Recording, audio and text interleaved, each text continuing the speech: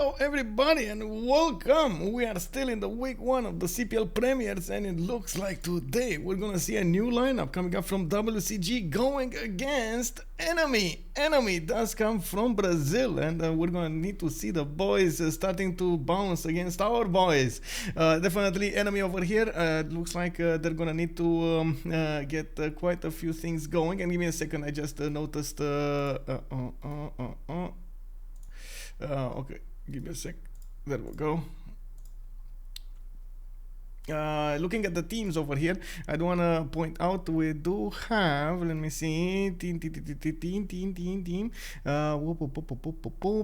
Need to scroll up because I was looking at the. Okay, there we go. It looks like we're gonna have Harrey 93, Wi-Fi. Def not Lokahi, that's definitely not Lokahi. Rodrigo 87, Loud Love, Joe Victor 30, and Joe Marcelo. They are coming into the lobby, and this is one of the beautiful moments in which we actually have a game between a team that we actually know very little about going against a team that we know a lot about.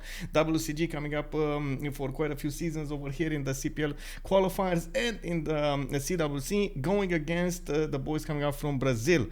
They have been playing a lot on their server. We just didn't get to see them, and this is why I do believe it's going to be quite interesting to see how they developed. We're also going to have a host, a co-host tonight. I'm just waiting over here to unmute the channels, and I do want to take the time and say hello to everybody. We got Uzi in the house playing actually military simulation game. I do hope you're going to enjoy the few seconds you're going to be here, or even the after show. Frosty Unicorn 30, hello there sir, and welcome. We got Salty Capybara picking up that first promotion. Hello, guten Abend. And we do have Big Z 1992. Good evening, sir, and welcome. Okay, without further ado, I do want to unmute and I do want to say hello, sir.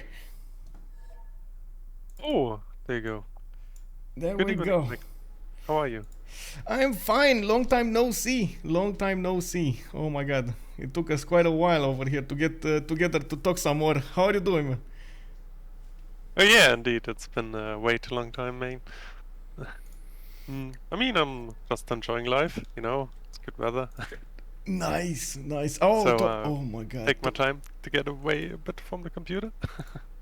Yeah, talking about the weather, you gotta see something. Like a few seconds before I started up the stream over here, I got this message on my phone.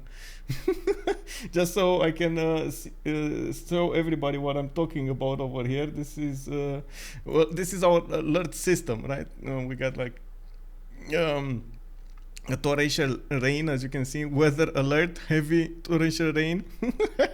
Avoid any travels and take shelter. Oh no! What do you mean?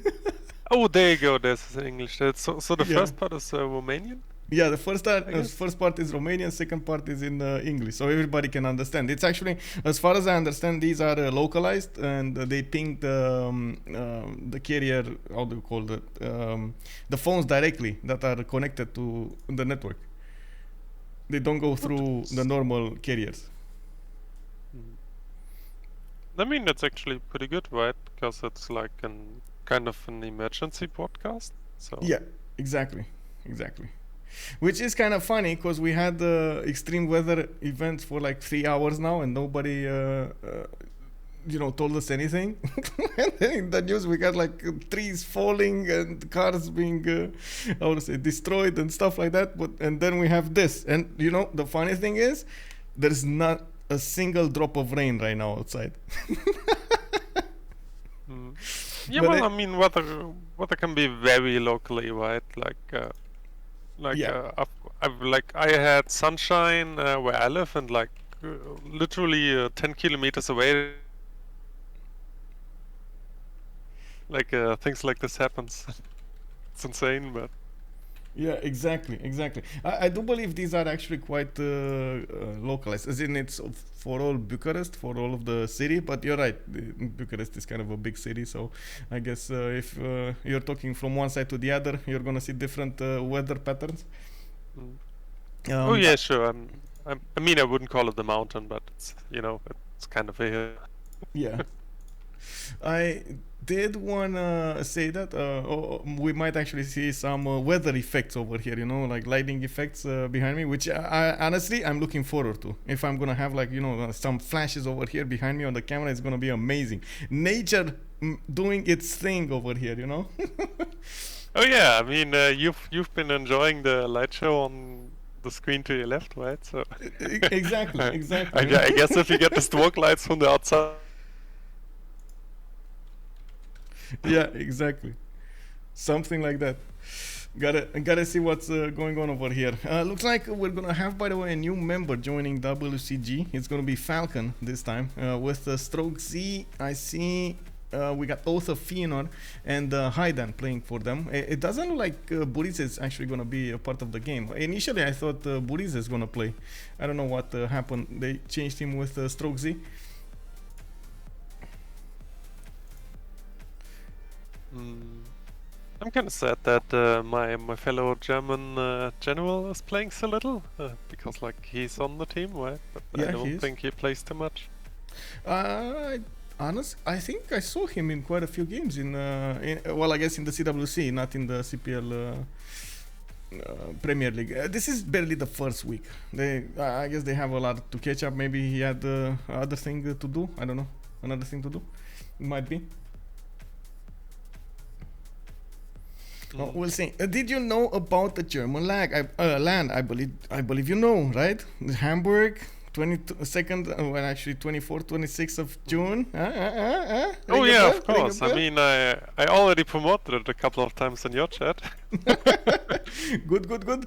Oh man, I can't wait to get there. I was talking even with Mursi. I don't know if you know Murciélagos from CPL. We're gonna have on the same day. Yeah, I saw it on the Jabba Discord that he was going to visit. Yeah. Unfortunately, I can only decide very short term if I can make it myself because of work. I mean, that's gonna be amazing. Even really for like half an hour, man, we get to meet. Oh, it's amazing. Yeah, sure. I mean, there's a lot of people like even all the Germans, like we basically know none of them personally, right? And this is always a big pleasure when you get to see all the nerds. I saw they did have a few meetings in Berlin, I believe. They were doing like some real meetings. Yeah, we like I say we, like I didn't take part in it. Like I like to learn this, like I don't know, like maybe 6 hours for me, and this is a bit too much to drink a couple of beers, you know. Yeah, true. I do want to say we had something in the information here. Whoa, man, I gotta say, how do you say, Brazil looks like a very dangerous country. We had 2 incidents right now. It looks like we do have an incident with one of the players having something. I see a lot of stitches. I'm not sure where, but I see a lot of stitches. There was in CWC an incident where the power cut out because how to say, too much wind, and one of the trees fell on the wires and they couldn't play. There were like 3 of them in the same apartment building or something like that. And now we see somebody coming up with stitches over there. Oh my, I don't know what's happening. I guess they do need to get somebody to sub here. Oh well. It's obviously very unfortunate, but I was about to ask because I actually don't know anything about the other team, the enemy team. Like these are Brazilian guys? Yes, these are Brazilian guys. They actually, let me actually take a peek over here in their server. I understand there are actually multiple Brazilian, how do you call them, servers, but the most known is of course Liga Brasileira de Civilization says, where we do have Boshan and Eli, one of the big admins. We did have, of course, the famous PTS coming out from their scene, and this is why I was curious about this team. I only know Wi-Fi, which I believe was part of TNT, if I'm not mistaken, but I might be, because there are a lot of names over there, so I don't know everybody. But other than that, I don't know them, so definitely looking forward to see what they're gonna be over here. Let me see if I can find. No, this is not a spreadsheet. I'm trying to find. I should give you what I'm trying to find. There we go. I'm trying to find where they had the announcement of the teams and who is who and stuff like that. Oh, KGB. He was from KGB. Okay. And no, not that KGB. I guess not the one from Russia. It's the one from Brazil. Like I haven't seen that many games, but those that I have seen were like very refreshing, because like they like at least on some parts they had a very different mind on like what to pick and how to play like certain things. Like not even to talk about like how good they executed it. Yeah. Like just the plans they approached, you know. It's always nice to see if somebody comes in and just does everything different, you know. It's always very entertaining. Exactly, and that's one of the big things that I'm also expecting to see over here. Them developing a little bit different on the Brazilian server, going against the team that we know how the meta, what meta they're gonna go for, what history they have, and so on and so forth. We know a lot about the players. It's one of those clashes that definitely shakes up a little bit the scene. Well, I'm not sure if this game in particular will shake up the scene, but I guess you know what I mean. Oh yeah, sure. We've I gone mean, through this, this, right? like this is the same in pretty much every game, right? When like separated communities come together for like a worldwide clash, it's always like just very interesting. Like regardless of the outcome, that will be. I'm sure it will be fun games. Yeah.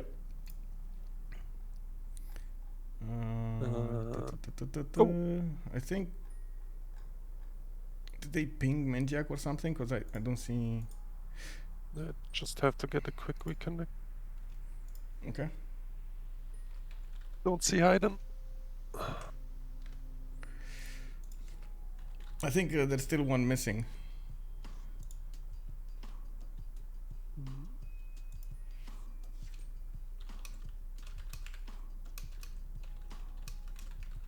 No, I like I saw him. I just had 0 MS.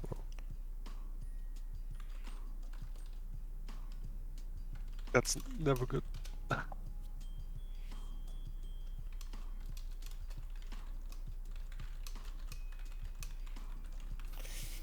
All right. They're asking me to interact with the game, and I don't want to do that.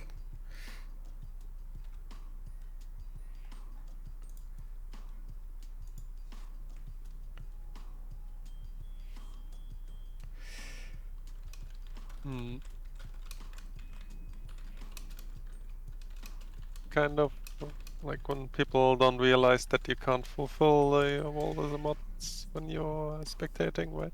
Yeah. Just like you're in a game, you know, and you're playing, you shouldn't be making decisions in that game. Yeah, like you're always some kind of like, I don't have a better word, but like you're always like compromised, simply because you have information you shouldn't have when you look at certain things, right? Yeah, something like that. And also at the same time, we want to separate the responsibilities. So we do have how to say. So there is no misconceptions about what we're doing and if we are subjective or stuff like that. Yeah, this is what I mean. Like, yep. It's always some kind of compromising. Okay, so they got this sorted out. Looks like they did sub in somebody, and I'm gonna delete my messages here. Okay, it's Flamel now. Tsuna Flamel did join, and we're just we do see him in the lobby, and I guess I do need to check the pings here. Yeah, it should be fine. Yeah, should be fine. Okay, so like you're saying, there are quite a few new names over here, except Wi-Fi, which I told you I did see. I didn't see anybody play. Delevedov, I didn't see. Harrey, I didn't see. I didn't see Flamel. And there we go. Map pool choices. Bam! What do you think about the map pool choices, by the way, allowing continents and islands, primordial, inland sea, and so on in the choices? I mean, the thing is, like, I personally like I kind of enjoy just switching things up, just so the things don't get too boring, right? So like to be honest, I wouldn't even mind like seeing a map like Archipelago on teams, because like obviously these kind of maps spawns can be very unfair, but like if you're playing 4v4, it usually kind of evens out, right? So it's always interesting if you have to get into with a new approach into a game just because it's a different map, right? And this is always very fun to see. I know, right? Oh my god, yes, So, every like, time I see a difference in the map pool, I'm like, yes, we get to see some diversity over here. I gotta say, last week I had 5 games in a row with Highlands. Do you know how that is? I actually watched yesterday's game, but at some point I fell asleep. By the way, I would assume Sphinx won? Sphinx won, yes. Yesterday's game? Yeah. They did manage to win. They did manage to overpower 3 of the players of Ulysse, and then Liege was just overwhelmed by nukes. It was like he did have the production, he did have the gold, everything, but he just couldn't keep up with all of the units that were coming against him, and nukes and everything. Like to be honest, I don't wanna like die down the hype and stuff like this, but I was surprised that Ulysse didn't CC on first Congress when they double normal. They did double normal. Well, I mean, you can't really CC like that, but yeah, I know what you mean. To be fair, Liege did also very good, even hitting that normal age. He had very good outputs from but of course they could have been better. I guess that's the point of getting a golden age. What he did to miss that golden age was expand a lot. He went like a lot of series, 12 series or something like that in classical to medieval era. So probably he should have used that production into something else. But anyway, I mean, you make your choices, and at some point there are pros and cons to every decision. Oh yeah, these guys going fast. So we're gonna have 7 Cs. Yeah. 7 Cs, a lot of naval power. We got Spain taken out, Basil II, Japan, Norway, Coupe, and then one last choice over here. We do need to see what's it gonna be. Coupe is showing up more and more, even if it did get a lot of nerfs. I do see Norway also showing up a bit over here. I'm actually surprised to see Norway instead of something like Eleanor taken out. Sure, I mean, you know, it is still annoying as a civilization. And Spain, right after yesterday, well, I guess they didn't want to take it out. Australia, though, I gotta mention, Australia is starting to be a very good civilization. Especially since we've seen Chuck in a few weeks ago play it. Oh my god, it's just amazing. Kublai first pick. Kublai China, so he only gets some advantage from the trade routes, the one science, one culture. Then you get an extra economic slot, and you do get that one builder charge. That's it. Interesting, right? I'm not that active anymore, as you probably know right now.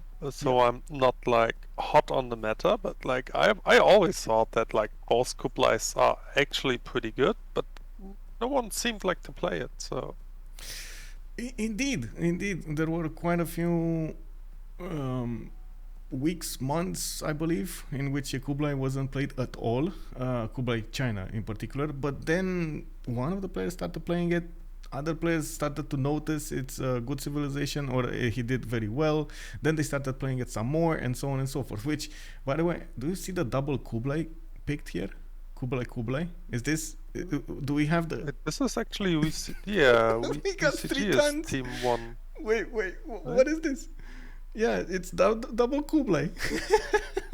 And we got Genghis also coming up over here. Oh no.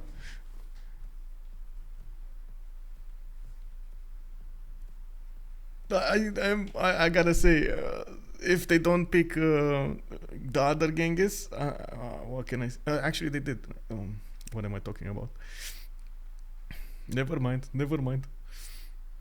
I mean, I don't know, like, to be honest, it's 7 Cs. Like, I don't really understand why you, like, these guys ban Norway, then they leave Portugal open, and it's Kublai first pick, Portugal second round on 7 Cs. Like, did I miss something?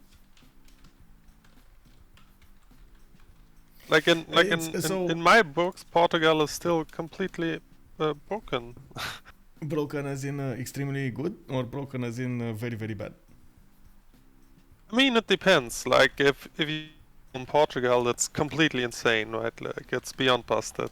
Like, but you can obviously know very well with the Civ like this. Like, but generally, I would say like the average. Like, what I'm trying to say, it's very volatile, but like in average, it's probably still one of the best Civs. Yeah. So I'm just, I'm just trying to keep with the meta and make sense of the picks, and don't really understand this. But we will see what develop, right? Like, as we just talked about, it's gonna be interesting what the Brazil guys gonna bring in, and then like WCG actually goes for double Kublai first round. It's interesting. So honestly, I've seen a game with Portugal, and I had the same opinion of you, which is Portugal should actually be taken on maps that are definitely naval, which is the case right here with 7 Seas. But it was taken on Highlands, which is not really known as being a naval map, and he, Zindamori, managed to do awesome with Portugal, but he did get lucky. He did get how to say, to trade with a partner over there, so basically it was all in the stars for his spawn. He did a high roll, as we said. But in this game in particular, I'm a bit surprised about this choice with the double Kublai and then Genghis on the other team and Jao the third. Definitely, there is a lot of chance to see a lot of these Kesheks on the map coming up from both Genghis and Kublai Khan Mongolia. Then we do have Jao the third with the possibility to get a lot of economy, but at the same time, we're going to need to see what's he gonna go against, who's gonna be on his own seas. One other thing that we did change in the Premier League, we do have 2 more bans. That's what I was confirming over here in the chat. 1 extra ban per each team in the second phase, so it's a total of 12 bans, and this is to try to mix up a little bit meta, but we don't have any auto bans. So as you see over here, Hammurabi was actually banned. They banned Brazil? So I'm to be honest, I'm not sure if they are like memeing, but like, whoever played Brazil? I did actually see it played in the CVFR squadrons. It's not that bad actually. He did play it just like you would play Bulmus. One for Earth Goddess, one for Preserves, one for and actually we did have also in the CWC Hora de Vorca play Brazil. Actually quite good. But anyway, I mean, it might be a pun over here, not allowing Brazil in a Brazilian game, but it's their band to lose, honestly. You know, if they're gonna go for tours. I mean, they went for double Kublai and not double Teddy. I'm not sure how Double Kublai, double Teddy. I mean, I how like serious this. you like can take this. But I like this. This is amazing, right? Come on, if they do manage to pull it off, it's gonna be amazing. It's not like we have a rule to not go for the double Teddys or double Kublais. Oh yeah, sure. I mean, I'm not judging or anything. I'm just a bit. Let's call it. I'm a bit surprised, like, because this is not really. Like, I'm not too sure if this is really the steps they could have picked. I mean, again, it's their choice, right? So if they're gonna get overwhelmed by these choices, it's their choice. We're gonna need to see. There is, of course, some. I would say some value in trying to pick as much as possible your best choices, but if you think you're gonna do better with other ones, why not? We'll see. I do have to say we did have precedent with the double personalities for leaders, especially Gorgo and Pericles, quite a few times in the CWC in the previous seasons. It's actually quite an interesting matchup.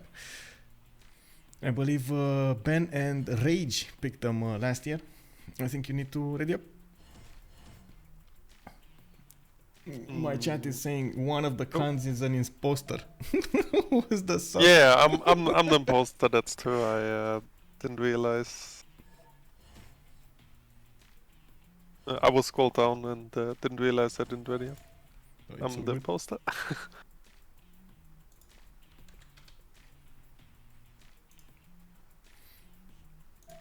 Well, we're going in. Yeah.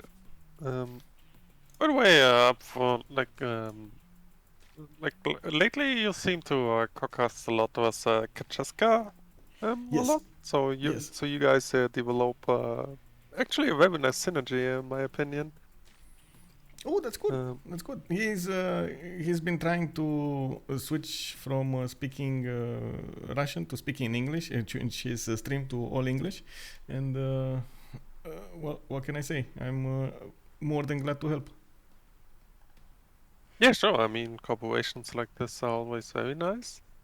And like, at least personally, I think like, thankfully, right? So it's always very good if you have another fellow when you can just talk a bit instead of like commentating the game non-stop, right? Yeah. Oh no. I think we got the BBS Wonders on, and they didn't ban the Wonders. Do we have? Actually, that's a good question. Do we have the Wonders needed to be banned? Yeah, FKDN over here is asking us immediately if Giant Causeway should be banned. I believe. Actually, I'm not so sure, but I believe we did take out quite a few of them. Let me see. Let me take a look at the rules over here. I have like 3-4 different rule sets in my mind right now, and I need to make sense of them. Let me actually put it up on the screen here so you can see what I see. There we go. Monotonic casters, reporting exploits. Where is it? Ready, Babas. Resource duplicating multiple patterns. These are the exploits. Whitelisted penalties. No. Banned draft math pool here. No. I think we actually didn't ban it, so we might see it. If I remember correctly, we didn't ban it. But let me check out the CPL rules and in effect modes. Create in a lobby. Use the CVFR squadrons preset, and I believe the squadron preset is taking out the BBS Wonders, but it doesn't take out. How to say? It doesn't take out these ones. These need to be manually banned, if I'm not mistaken. There are 4 new Wonders that have been banned in the games. Wait, this is right? So this is another wool set? Sorry? I'm just orientating like CPL, like this is CPL Premier League, right? Yes. So I'll yeah, give so you it the has a link. different wool set. Just gonna give the link over here, waiting for an answer.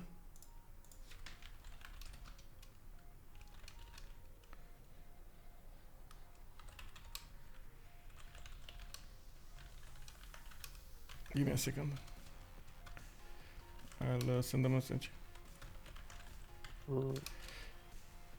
Wooling, I guess you're talking about Wuluya, or how, like, it is definitely called more complicated, the one that gives you, like, stupid amount of culture. Oh no, I am talking about Gen Causeway, the +5, the one that you Oh get yeah, yeah. I was referring to your chat, like, with Electras bringing up the Wooling. Guess Oh, he's Wooling. referring Yes, to it. Wooling is also banned. Wooling is oh BBS. Oh, BBS Wonders.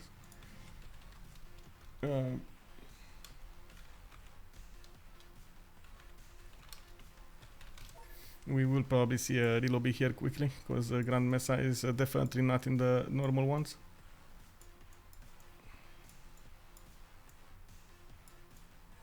Nor is Mount Sinai.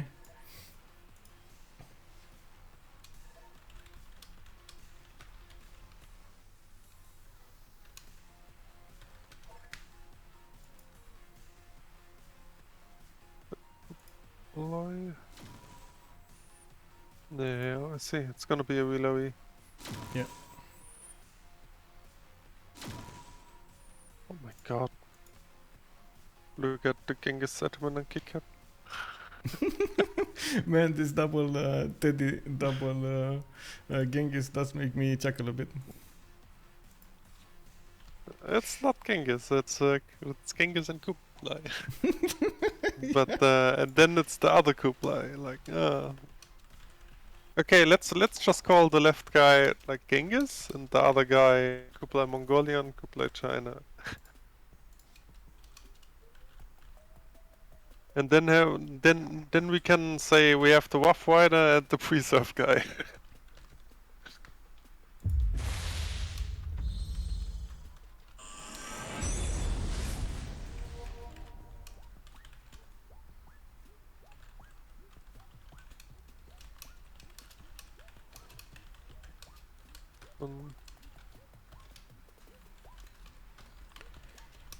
Okay, Yeah, so I do have a confirmation over here. Indeed, Giant Causeway, Matterhorn, and Lysenfjord are banned. Bermuda is left.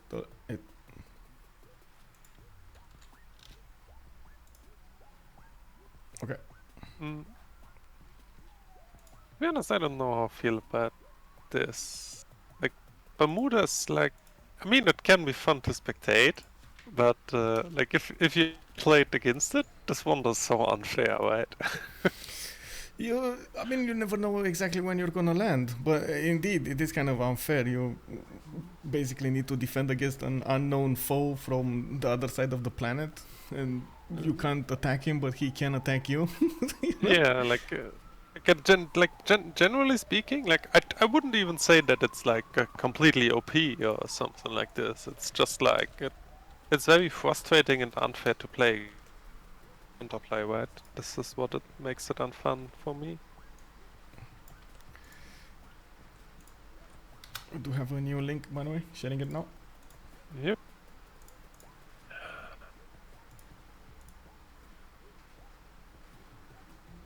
Oh, looks like I do start to hear rain all over the place. I did have a poll earlier asking my viewers if I should or shouldn't close the lights so we get to see some lightning strikes. I don't know what the answer was, by the way. Okay, how do I find out what the answer was? It was a. To be honest, I don't think it's that good because like usually your camera would probably like tune to the light, right? And like cameras generally can't react fast enough to that you see the lightning strike properly. Oh yeah, but that's the point. That's the point, right? It makes some effects over here. Mm. No. Anyway, actually, this is quite a fast relobby by the looks of it. We're just seeing the players get in.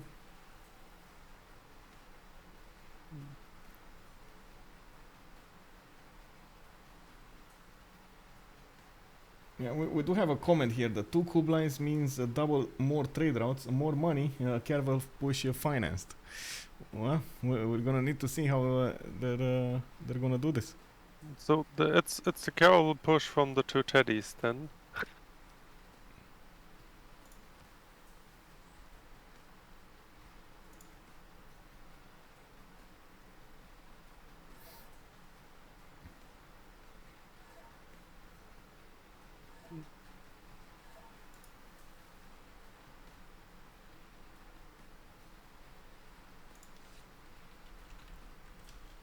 Once again, I'm on 0ms to Hidan. Hidan is asking you to swap with him, but I guess it's fine. I was waiting for everybody to join. I actually swapped them like a total of 10 times, but I don't know.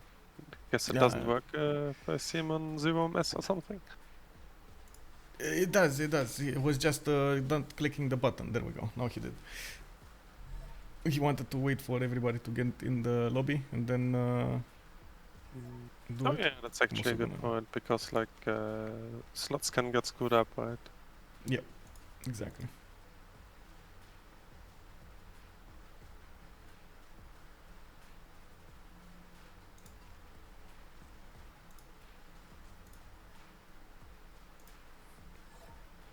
Looking. Okay, so I do believe now they are in on 30 wonders. Okay, there we go. Now everything should be fine. 7 Seas, double Kublai, double Teddy. So let's talk about a bit Teddy Roosevelt here, because we know Kublai. Teddy Roosevelt has 2 personas, Bull Moose and Teddy Rough Rider. Rough Rider gets its bonuses from the continent split, or more precise, you do get a +5 on your own continent when you're defending, so when units are attacking your units, and you get another +5 you get a +5 on attack on another continent, and again just when you're attacking other units. It does work for every unit, so it doesn't matter if it's no, actually, you know what, I don't think it works on the seas. Come to think of it, the seas are not a continent, so best naval stuff confirmed. Kick W. You do get something else though. The envoys sent to city states you have a trade route to do count as 2 envoys. So if he does get something like, for example, Kumasi or a city state next to him, he can definitely hold it if he wants to. That's I believe quite a powerful bonus over here for him. On the other side, Bull Moose, it's totally different. Bull Moose gets to use his faith, his science, his his appeal. He's getting culture, he's getting science from that as well as faith. You do get to build some preserves with him. You want to go for natural parks. You get to build woods faster. I mean, it's definitely a totally different civilization over here rather than Rough Rider. One is extremely warlike, the other one is sim oriented. I'm actually curious how they're gonna mix these ones up, especially going against nations like Gorgo or Genghis Khan. Even Christina over here does have a good potential to go for a victory condition. That I don't know if you saw yesterday, but man, that accumulation of Diplo favor is just amazing. Oh yeah, sure. I mean, I don't want to flex, but I'm actually one of the Christina OGs. Like, I actually played Christina when everyone considered her trash, and won a couple of games with it. Oh, original gangster right here. Yeah. There we go. Yeah. Nice. Well, funny. Actually, funny enough, I kind of didn't use the Diplo favor but instead I did like when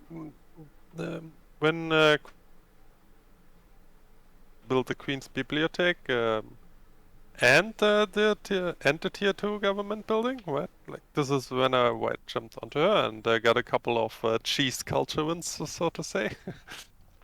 Okay. Because the people just didn't realize how much tourism you can pump out very fast when you go for a fast moksha and just stack everything there. Like pretty similar to like how Poland used to be. Yeah, it just spikes at some point, and you push it through without anybody, nobody noticing.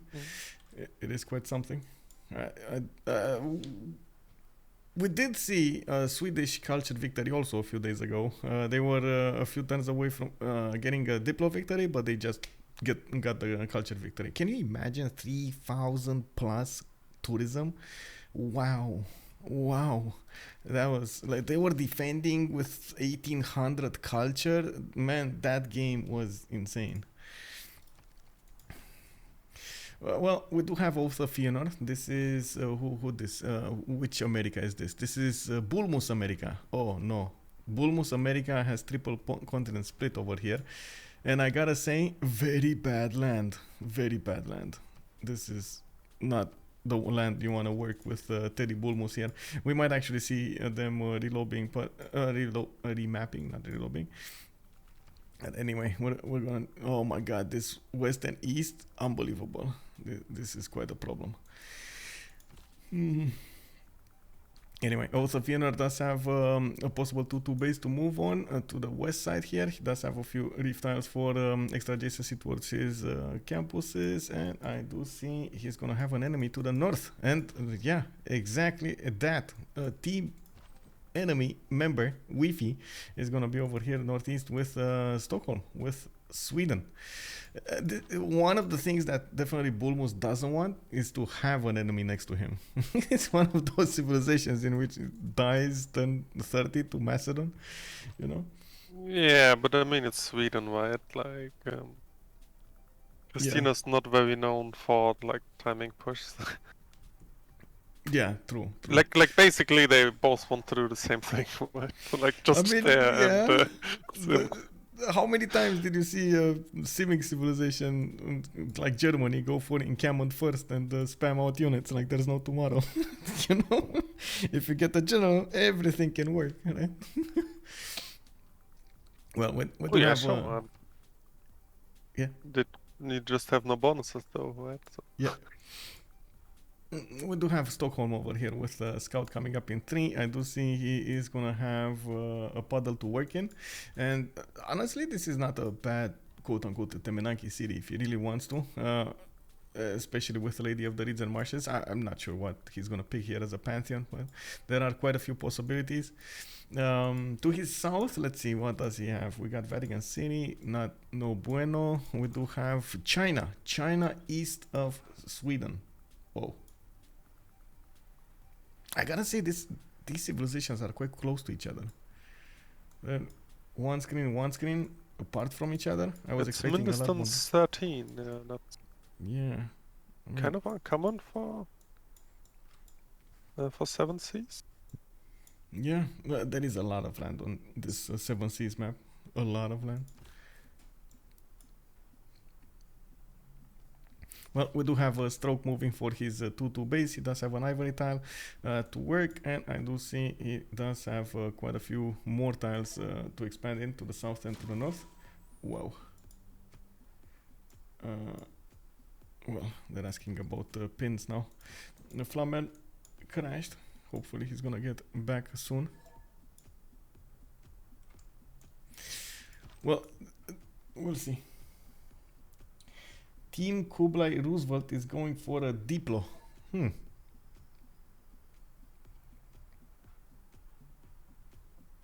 Kublai Roosevelt. Well, at least we do get some extra time to talk about the civs here. Greece he did have a possible 2-2 base, but he chose not to go for the 2-2 base. He's gonna go for a 2-1 with quite a few tiles around him for his Acropolis, but only 1/2/2. He does have a deer tile to the north, a 1/4, that he can definitely work. Okay. Yeah, like you don't really want to move by 1/1 forward. Yeah.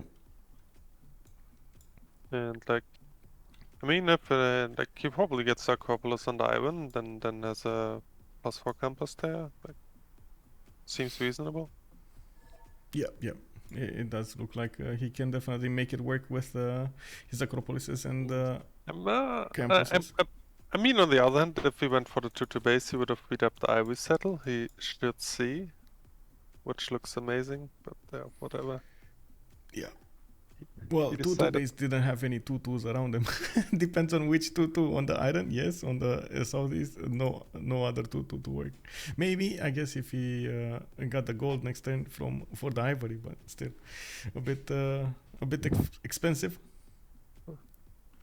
Yeah, sure. I mean, either way, like settling in place seems reasonable here. Like, this is not an amazing spawn on the first looks. It's not. It's you have to deal with not. it. I do like his even in this very bad ivory to the north. He's just gonna get an extra gold and get the desert terra square. Oh well, you know, you gotta do what you gotta do. I do have to say, Kublai Khan China is the one to the west of him, and they might actually poke each other at some point, but Gorgo over here does have a 1-tile choke to the west. Actually, 2 1-tile chokes to the west side. Not gonna be as easy as you might think to actually go through all of this forest. I do want to see if he's actually gonna put a city beyond this, or he's gonna stay behind this wall of mountains. Usually players in this situation just stay behind the wall of mountains. They feel more protected, I guess.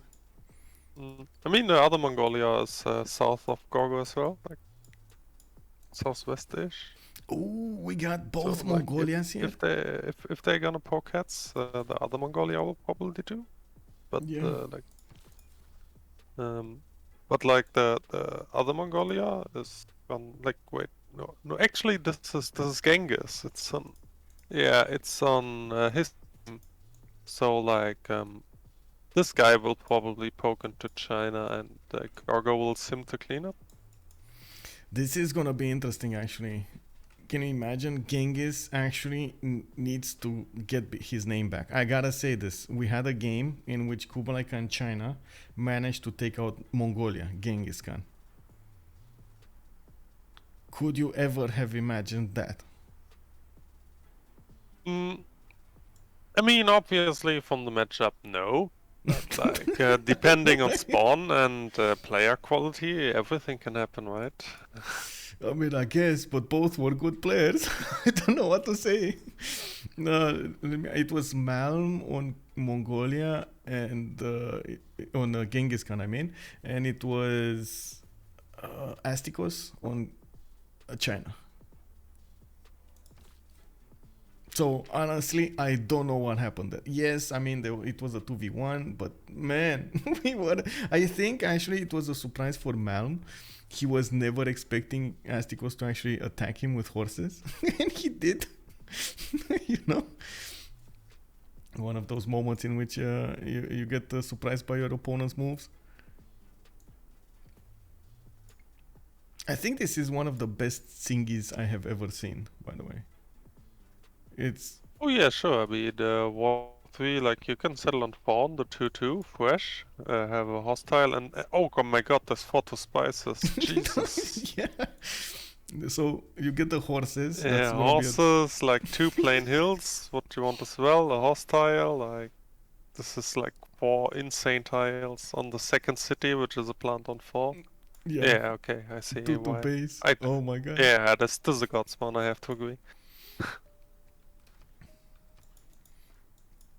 Well, what's happening? I did take a peek over here on Hidan, actually, on America. He's gonna play the Rough Rider, and he doesn't have the best continent split ever. The green continent is the same one with Genghis Khan, the red continent where he's gonna get a +5, it's Greece, and honestly, I'm not so sure he's ever gonna go against Greece over here at the beginning of the game. Maybe late game, depending on his development, but early game, I don't think so. Hoplites are just gonna nullify his attack. Sure, but like by the looks of it, like Genghis and him are spawned on the same coast, right? So his role will probably be try to pressure Genghis on naval, so he can't pop into China. Yeah. So he's basically playing a non-bonus Civ. While I do have to point out Mongolia's extra damage from the diplomatic visibility does work on the seas as well. So Hidan over here might be in trouble. But this is, I mean, we're gonna see how it will develop. Do you think it might actually come back to haunt them? They went for double Terrys and double Kublais? Generally speaking, I already said that I don't think that the draft is very good. Okay. I mean, maybe they will prove me wrong and show me the magic, but like from what I know about Civs, these picks are, let's say, questionable. Yeah. So I don't really think like that they like if you say it like this, I don't think it will haunt them. Like at this point, I can only assume that they're trying to have some fun. Well, I guess they are basing their basing on their ability to develop and be flexible with any civilization, use its bonuses to their maximum potential and their knowledge of the game. I'm a bit concerned, though. You know, sometimes definitely civilizations do matter. That's why we get the pick and ban phase and so on and so forth. But I have seen quite a few games in which 100% the player choices made that game. Oh yeah, sure, definitely. Lisbon, you saw Lisbon. I know. Yeah, he has no trade partner. This might actually trigger remap for team enemy. Wait, remap team enemy? I mean, no, he does have. He has to have Candy. He can trade to Candy. It's fine. But why would you ever remap Genghis Khan mega spawn over here?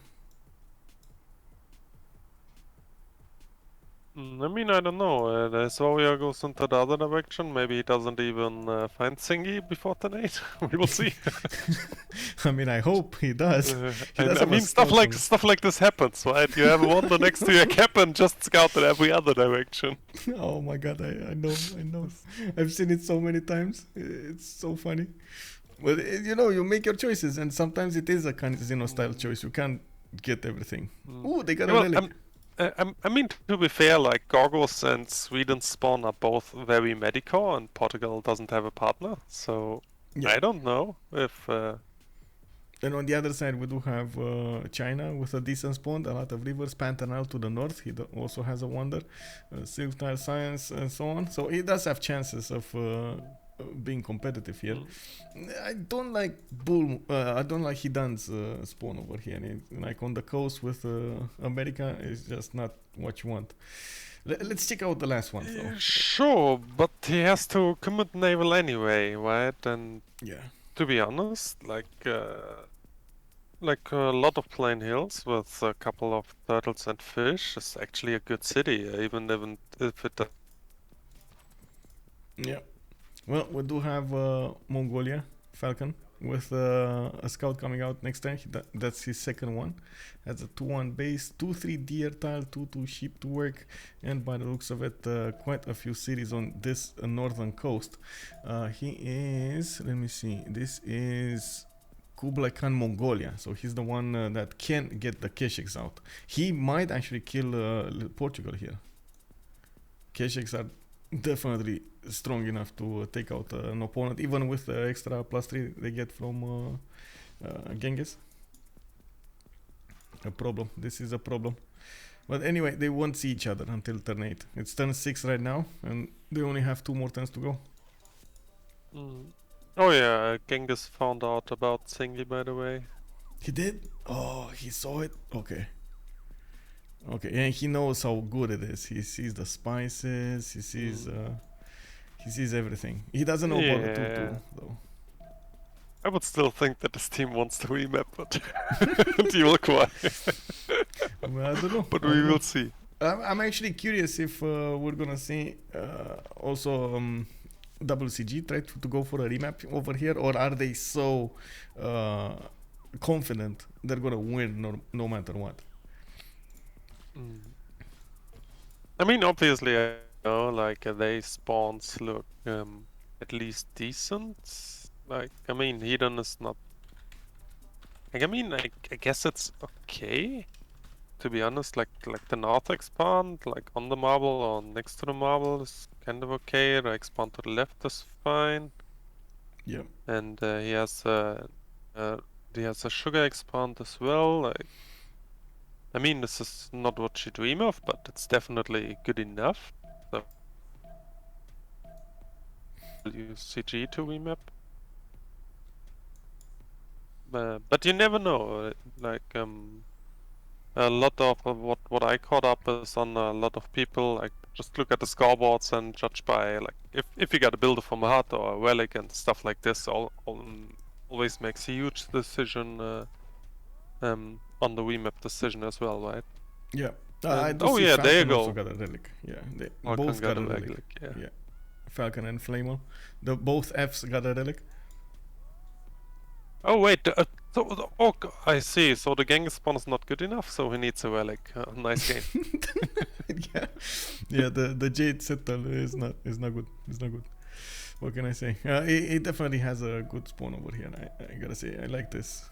Coco, Jade, he can settle next to fertiles. This looks like he can definitely work. Even if he just takes out Candy, he can do so much damage to his opponent here. Did they actually meet? Portugal. I think Genghis found no one. No, they didn't meet. They don't know. They only know where Sweden is, I believe. Yeah, they only know where Sweden is, Wi-Fi. I don't think they know about Gorgo. No, doesn't look like. They don't know about Mongolia, Genghis. They don't know where it is.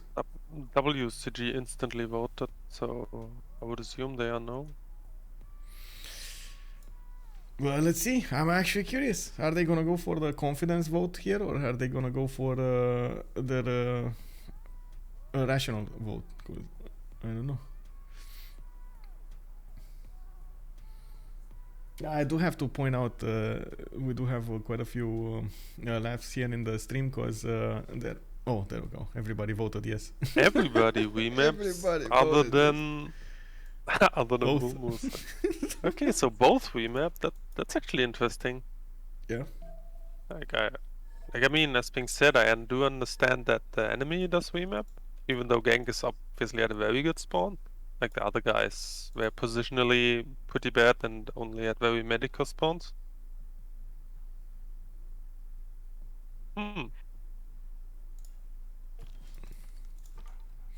Well, we're gonna need to wait for the remap, but I gotta say, whatever map comes up next, it's gonna be the last one. So at least we get to take our time, analyze the response from the beginning. We don't need to wait until turn 8. Yeah, this is always a good thing, right? So they're gonna actually play. I do feel bad though. This thingy, man. This is like I said, the best thingy like ever. And oh no, he doesn't get to play it. Also, one joke about the thingy is there is a team in the second division of CVFR called Tuve Mun Thingy, as in basically like you want my thingy, and that's why everybody's making jokes over here with don't take away his thingy or give his thingy, he wants his thingy and so on in the chat. Do you actually know about the spawn rules of it? Because like I feel like usually you find it in a tundra, but like once in a while you get something like this, and then I'm always like, what? Yeah. Yeah, indeed. We do have a question here, a big question from Taipong. Could you tell us some background information about Team Enemy? That is a good one. I do not know that much background information from Team Enemy, mostly because it's a team from the Brazilian server, and even if I did try as much as possible to be present on the Brazilian server, it's just the time zone is messing me up because I need to most of the games they have start at 1 a.m. or 2 a.m. my hour. So you can imagine they end up finishing like 7 8 a.m. my hour, so it's quite a challenge for me to stay up. We're gonna need to learn together what Team Enemy is capable of doing, and I do believe they did acquire quite a bit of how to say experience. I can guarantee that out of Feanor is crying right now because he got a floodplain spawn as bull moose. Oh, hello there, ma'am, Lumbego. Hello. Wait, he did get us both. Wait, where? Again? That's the second time he did it, right? With Bulmos?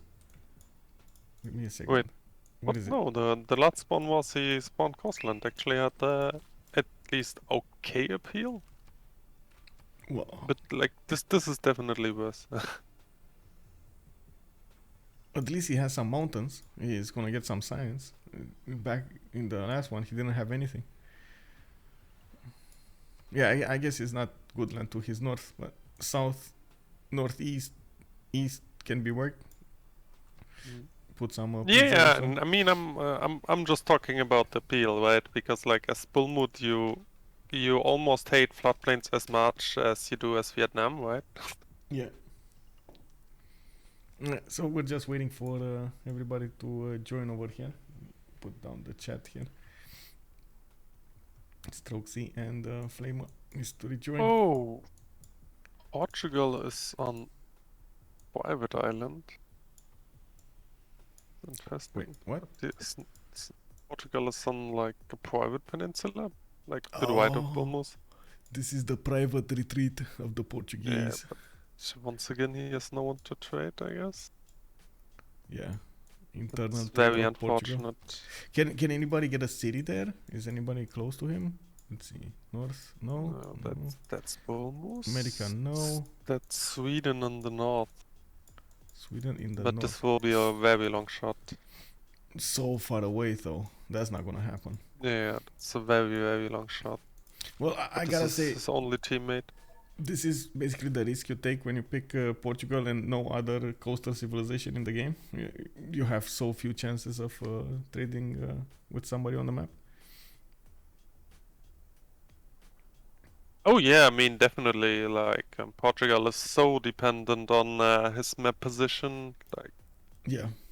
To be honest, I would even go that far that like Portugal is perfectly happy if he has very medical land, but good trade partner. Yeah, like true. It's insane how much heals Portugal gets out of. Like it's not only the money, right? Like everything gets doubled. You get so much science, production, food, like everything from the trade routes. Yeah, for sure. Let's take it one by one. Northwest, we got Mongolia, Falcon. And it looks like he's gonna get his 2-2 base moving on the east. Does have a continent split with the south and the trading part. Oh no, that's actually an enemy here. Sorry, Greece. Oh wait, that's like the worst enemy he could have had. Well, I guess hoplites are gonna need to face some Kesheks over here from Mongolia at some point. We'll see how they will get this going. He does have a horse style to the southwest. I do notice he has an iron tile to the east side and quite a bit of fresh water over here. Rivers, some one-tile lakes, and he can definitely go and settle west and east quite a bit. I do have to point this out. It's not amazing land. Looking at this, it's workable land, not amazing land, and he will 100% have a problem with food in the capital. I mean, he has 2 fish and a whale, which he can improve. Yeah. for food. You'd think players would go for this, but yesterday, for example, we saw a game in which Mali had food problems. He had 2 fish in the capital. He never improved them until turn 60 or something. Sorry, don't get me started on Jack's Mali play. Like, I don't want to talk about it. I don't know what happened there, but let's say I have a very strong opinion about it, and I don't want to be negative. Okay, let's leave it at that then. Moving forward to the south, I do like the mountain range, though. This will give him quite a few +3, +5, +4 campuses, and this is definitely good to have. And I do think he's gonna try to get as close as possible to them. Now, what Greece will do from the south, I don't know. This is Gorgo, right? So he does have the extra damage from his policy cards, military policy cards. With Greece, you do get a strong bonus towards your culture because you're incentivized to go acropolises, and most of the time you do reach higher civics much faster than everybody. So it's not uncommon to see mobilization before his neighbor, whatever his neighbor is. Well, in this scenario, he's gonna need to face Falcon, which is a very experienced player. So we will need to see how Falcon will adapt to this gameplay. We do China's have to the left of. Oh, China? Oh, there is also China. This is yeah, it's Kublai China on the left of Gorgo. So it's both Kublais next to Gorgo. Okay. I guess we're gonna need to see how Deleved is. I don't know how to pronounce his name, by the way. It's a bit tricky over here. Deleved or Delevdov, or I don't know. Does anybody know how to pronounce Deleved? I guess it's Portuguese when they are Brazilian. Yeah. But unfortunately, I have no clue about this. Yeah, I don't know. We'll see. Maybe somebody from the stream is from Portugal and or I guess Brazil, and he tells us. By the way, once again, completely insane Antimonanki for Gorgo. It's not even funny how good this could be. Oh, on the west side? No, or northwest, I guess. This one? You mean? Yeah, well, I mean, your stream is obviously delayed, so when you're pointing to something, I'm talking about the northwest, right? The whole northwest, yeah, I guess. Yeah, sure. Like 2 tiles east of the Warrior. Okay. Yeah. Just a stupid city. Yeah. Completely stupid. I'm actually curious how he's gonna play this. If he's gonna go for that aluminium settle to the north, or is he gonna go for the, like you said, for the flat plains, or what's he gonna do? Stay on the coast? What I do know is he doesn't have horses in his initial city. Has an iron tile, 2 tiles out. Has a horse tile that's 4 tiles out. He's gonna need to settle that. I mean, he has supplies. Like, it's Gorgo. He doesn't need strategics. Yeah, well, what do you need strategies when you're with hoplites, indeed. And Galapagos Islands to the east side. Well, this is not gonna ever be settled, honestly. You don't need to. There's like no incentive to get that extra science. It is a cool thing to see, but it's very bad to actually work. No production, barely enough food to make up for it. Yeah, definitely. Like, Galapagos is definitely a subpar wonder in general. Again, unless you obviously get wee fish on it, but then again, like, if I could choose between a wee fish and Galapagos, I would just take the wee fish. Yeah, true. Me too. We do have Mongolia here, Konakorum. This is a big Genghis with Flamel. Has actually quite an interesting spawn. Coffee tiles, he has some deer in the capital, bananas, scouts coming out of his cities. He's gonna go for the northwest. He also has a good Etemenanki, if we're talking about Etemenankis here, the northwest. And from but where I'm pointing it out on Gorgo is like usually Gorgo wants to build a fast wonder, like either Artemis, Etemenanki, or to just boost drama, right? So you can watch the Acropolis. Yeah. Temenaki is an expensive wonder, though, if you compare it to Hanging Gardens, for example. But yeah, you're right. He does want any wonder. It doesn't matter. It needs to be a wonder to boost that. Yeah, plus he city. has floodplains and capital as well, so it seems to be a very natural pick to go Lady of the.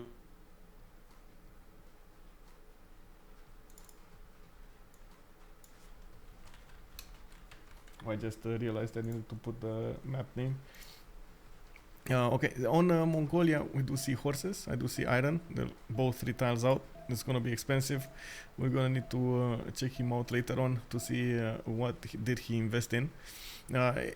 Mongolia over here is gonna need to sim quite a bit. It doesn't look like he's gonna have an easy enemy to go against.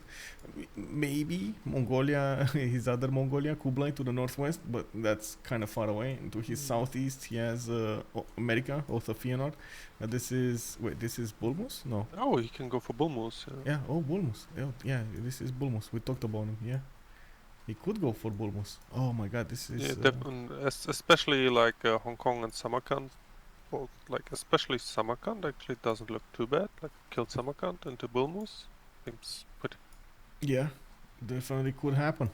I'm actually curious how aggressive they will be in the game. Flamel over here looks to be expanding right now, and at the moment everybody actually is trying to get their sim up, trying to get their second cities, trying to get scouting done and see what they should do. On Bulmus though, this is man, this is what you're saying, right? He's gonna get some extra bonuses from those breathtaking tiles, but then to the north, he has a big floodable terrain, which is definitely not appealable. It doesn't have any appeal. Oh no! Wait, this guy actually went. Wait, is this Lex Settle or does he just have the appeal? No, he just has the appeal. I was wondering because like I think he spawned on this went for turn 2 settle to 1 just to just to get away from the floodplains. So bad. Mine as well. And he has floodplains to the south as well. Like I really feel bad for this guy. It's a horrible spawn as Bulmus. Just horrible. Well, he does have a good place for his, I guess, how do you call it, preserve over here, right, on the 2 food. Get it next to the mountains, try to get some bonuses from that, with the wine, with the deer. You're never going to improve this anyway, right? And yeah, sure, like when he chops the rainforest, that will be okay, but like I don't see any expanse for him. But yeah, I guess enough of this guy. Yeah. Well, we'll see on the east side when he's gonna settle those mountains. I do believe he's gonna want to stay away from the northwest. Just my thing.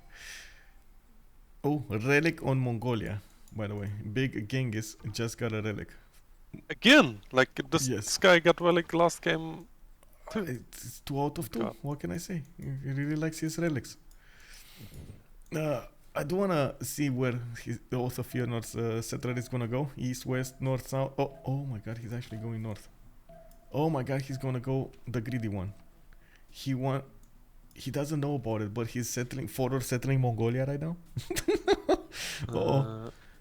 He's probably gonna settle close to the warrior on the 3 to banana. Exactly. 1, 2, 4. It's a plant on 6 for.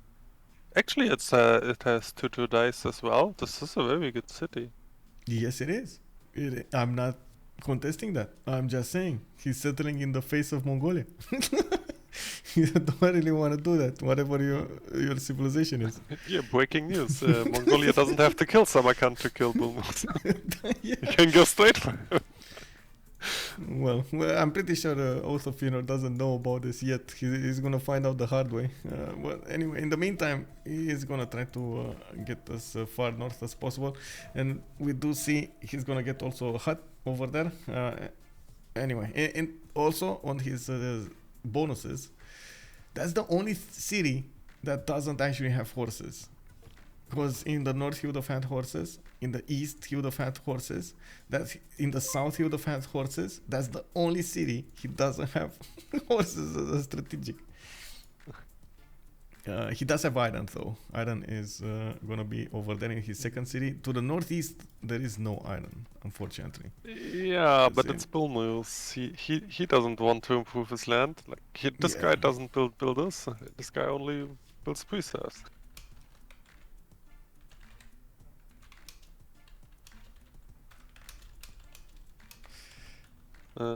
Actually, it looks like there's all the land for Sweden for himself.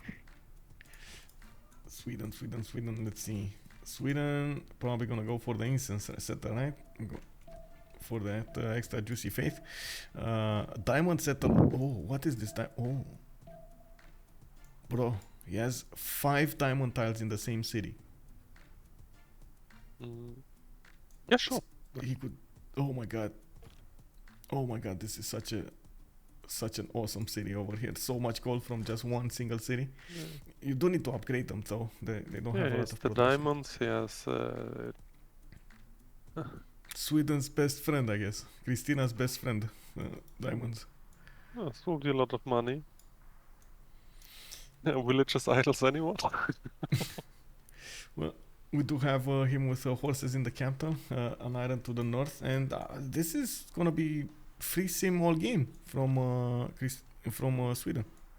Actually, maybe he can even settle for Portugal. Like I don't see Bull Moose interfering. Or America, for that matter, like the other America, Hidan. Yeah, he's never gonna come here. I do want to see if Sweden will ever do 4 cities to the south. It's gonna take a while. It's 1, 2, 3 cities. Of course, it's gonna take a while. But like, if Portugal can't trade to anyone, it's a completely useless civ, right? I can't argue with you there. He's gonna make some gold from his harbors, but not even close to the level that he would have had. Yeah, I gotta say that. I do have to point out on Sweden, we do have him with different biomes. We got Tundra North, Desert Tile, he has plains, he has grassland. He's only missing snow from what I can see. But that's enough, right? He has 4 out of 5, so should be enough. We're gonna need to see if he's going for that culture, like you said, on Sweden, or is he just trying to get as many great people out as possible. Do you think we're gonna see a rush for Oracle here from him? We have archery coming up in 2, foreign trade in 1. Wait, archery?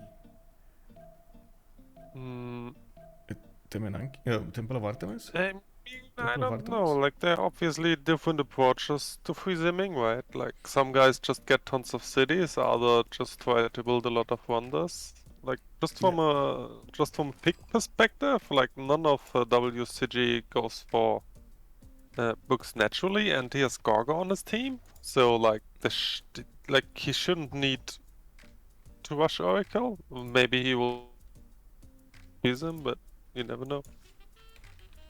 Yeah, I tend to agree with that. I do want to see what he's gonna go here.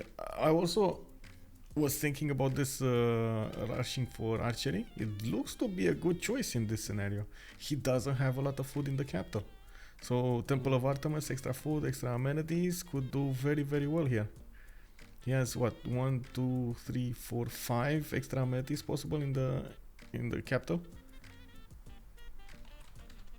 You mean the deer as well, so plantations. Yeah, I mean, yeah, sure, in the capital as well, but like amenities for other cities are still good, right? Like like on the sugar, the incense, and what else can he improve? Yeah, the 2 incense tiles, 1 sugar, 1 sheep in the second city, so it's 4 and 4. If you think about it, like, it's 4 and 5 actually. It's pretty good. Yeah, definitely a good Atamanaki spot. Oh, an extra scout here. Oh, is he gonna try to escort his settler? I think so. Man, we've seen that yesterday. Distoria lost a settler. Oh my god, no escorts. 2022. I don't know, man. Yeah, as being said, I watched this game for the longest time, but like I don't know, I fell asleep around like turn 80 or something like. Okay. Now we're coming up on the big elephant in the room. We're on Harrey. We're on Portugal. We need to see his options here. With Big Portugal, he doesn't have anyone to trade with. No trading partner. He's going Magnus internals. I do see him going for monuments. Third city out. This is gonna hurt. This is gonna hurt. Yeah, well, actually, I don't know. Like, to be honest, he can have like at least 6 decent cities on this land. And like when he gets everything up, like maybe then Sweden can bring a settler down to trade. So like this is obviously pretty slow, but then again, he doesn't have any enemies to worry about, right? So it doesn't hurt too much that it's slow. Well, we're gonna see how he's gonna play this. No, how do you call it? No bonus save for the longest time. We did have. Yeah, of course. I'm just saying that once I mean he is basically still freedom, right? So he can do whatever he wants. Even as a no bonus save, this is kind of good. Wait, I just saw something. There is no preserve first from America. The Solar side. He went Earth Goddess, Holy Site, Bulmus over here. Okay. I mean, it can work. He's gonna try to go Monumentality second in the first era, right? But no preserve. I don't know. I'm worried about this. Preserves, and why are we talking about preserves is because you do get the extra appeal around your tiles, and you do also get the housing. Yeah, it's how Bulmus gets most of his other bonuses, and especially with the buildings and everything, it mix and matches so well with Bulmus bonuses, extra culture, extra faith, extra science. That's true, but I think like he just met Genghis and was like, okay, I'm just gonna monumentality chop everything I have and have a bad game. Well, he's in luck, because Genghis actually backsettled. And I think Flamel over here is debating what he's gonna do with his next settlement, if he's gonna go south or east. I'm actually curious, what is he gonna choose here? He's not moving, bro. Wait. Why are we not? Okay, there we go. He started moving. Wait, he's moving north? I don't know. I guess so. He's going for the horses, for the strategics, maybe. Yeah, no strategics. Oh yeah, he's gonna settle the 2-2 with the on the lake. He also had gone for God of War and Plunder as a Pantheon. But anyway, I guess we're gonna catch up on the Pantheon soon enough. We do need to finish with the other civs. Portugal, Iron, and I do see him, he does have horses in his second city. That's gonna be nice. He can definitely improve those and give that to his allies. Let's see, on America, continent split, Teddy Roosevelt over here. Baltimore is gonna be on purple continent, Washington purple continent, so Novo Pangea is the one that he's gonna get a bonus against. Oh, looks like StrokeeZ is getting stopped over here from settling his third city. I just noticed. Also, Hidan does have a pretty good Temenaki over here to the northwest. So many floodable terrain tiles with relatively good tiles to work. The 3-2-1 on the wine tile. He does have a few hills to go for. Actually, the hill count is kind of bad. So. I'm kind of sad about Eritrea. Like he forfeited the Giga at the Monanki city. Eritrea. Wait, Eritrea is. Oh yeah. I mean, he still has one. You gotta give him that. He still can settle the wheat, or next to the wheat, I guess. Next to the wheat. That is. Yeah, not, he just goes full coastal. Yeah. Maybe assuming he has to commit, but there's no one on his coast. But obviously he can't know. I'm very surprised about his choice of Knossos, though. Mostly because I would have thought he's gonna go for the mountains, where there are shops, where there are good campuses and so on and so forth. While in Knossos, this is gonna be a very expensive city to work. Plus, he can't even put an Acropolis before Bronx working unless he does it second wing, just kind of bad. Yeah, I don't really like the city. Yep. It's. I would have thought he's gonna place it like maybe fourth or even fifth over here. Don't know why he went for it third. It does. Hello, Mr. Volcano. It does matter quite a bit the order in which you place your cities, so you get your extra tempo for extra bonuses from them. I do want to finish this on America, by the way. He does have horses in Washington, and I see Iron also 2 tiles out, so both of his strategics are in his main city. And since he is gonna have quite a bit of time until he's gonna need to go against anybody, he's probably gonna be the one that we're gonna see simming. I don't really see him going against Gorgo that quickly. He's probably gonna give that to China.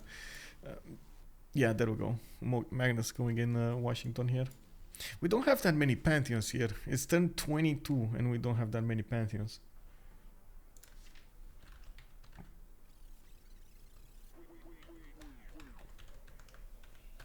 Okay, putting up the prediction right now. Let's give it 30 minutes. We do know the map. We saw the player spawns. We just need to watch. Wait, is this initiation rights China? Oh, this is initiation rights China. Wait, what? Are they starting to change their opinions of what they should do here? StrokeeZ, Kublai Khan, China, initiation rights. Huh. Well, he did get 2 warriors. He's gonna get some faith from whenever he's gonna build units. He knows he has Gorgo to attack, and is this gonna be him going for bronze working and trying to get? Yeah, he is. Look at that, mining 2 turns, craftsmanship 1 turn, but still 4th settler coming out. So, kind of a delayed attack if you think about it. I'm not so sure why he went initiation rights. Even. Yeah, I don't know. I have no idea, man. Rough Rider Rush, also Mamaretos calling it out. Good evening, sir. On Rough Riders Rush on Gorgo, yeah, or Sweden. I mean, this doesn't even work, right? On Sweden, he has Carolians to go against, not the unit you wanna go against with Rough Riders. And then you get Gorgo. At the beginning, he has Hoplites. I don't know. I don't know. Yeah, well, we'll see. On Kublai Khan over here, we do have Iron in the capital. He does have already horses improved and some reef tiles to the north. I'm a bit worried about his lack of cities, though. He's gonna need to embrace the coast for quite some time to the west side. Gonna keep on settling here, and he could try to get some more cities in Gorgo's face, even though honestly he only has like maybe 2 of them. One east of Guangzhou on the coast and one south of Guangzhou. That's it. He shouldn't go closer than that because it's too dangerous.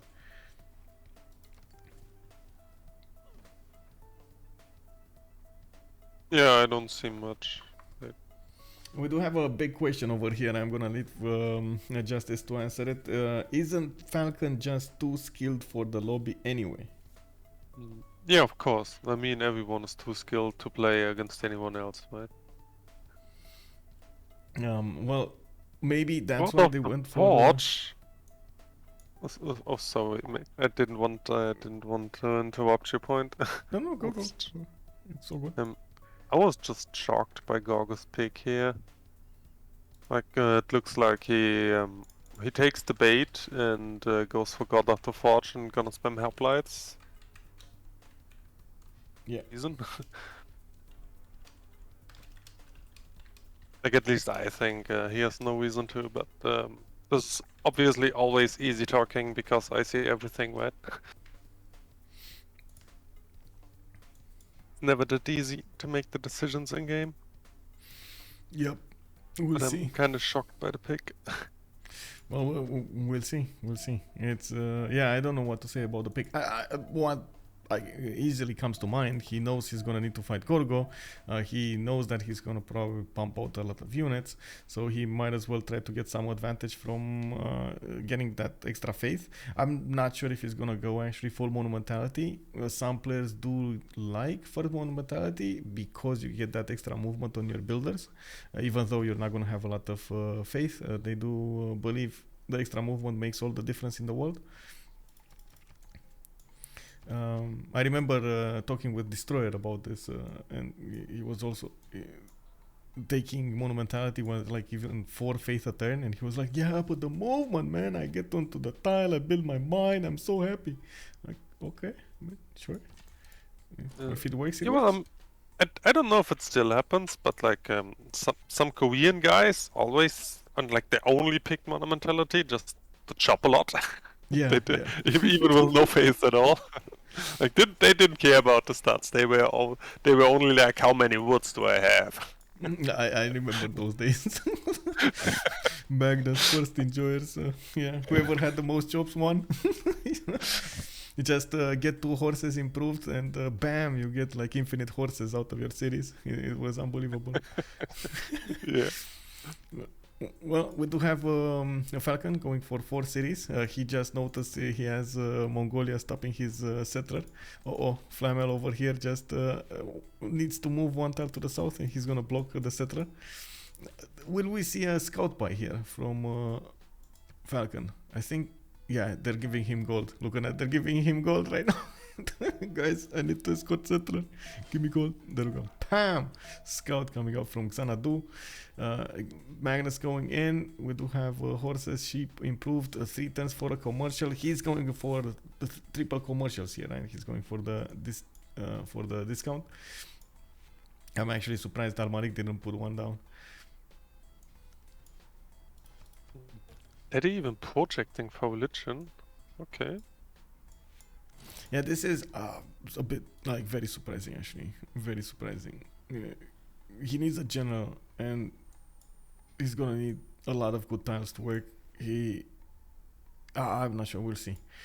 I'm actually curious what kind of religion he's gonna go for. It might be he just wants his Defender of the Faith, but usually Bulmus does go for Secret Path with Divine, what is it? Divine Inspiration. Divine Inspiration, yeah, the +6 from each wonder.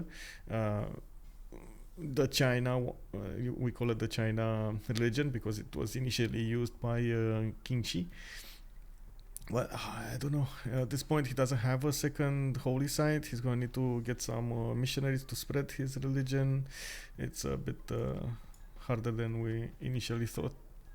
We'll see. We'll see. It's something that we definitely need to keep an eye out. Do we have more pantheons here? I see God of War and Plunder on Mongolia, Earth Goddess, of course, on America. We got Sweden, religious settlements, and he did get some help in Göteborg. He's gonna get those diamonds. With extra fertility from that volcano exploding. He still did not go for Temple of Artemis. Wait, what's happening here?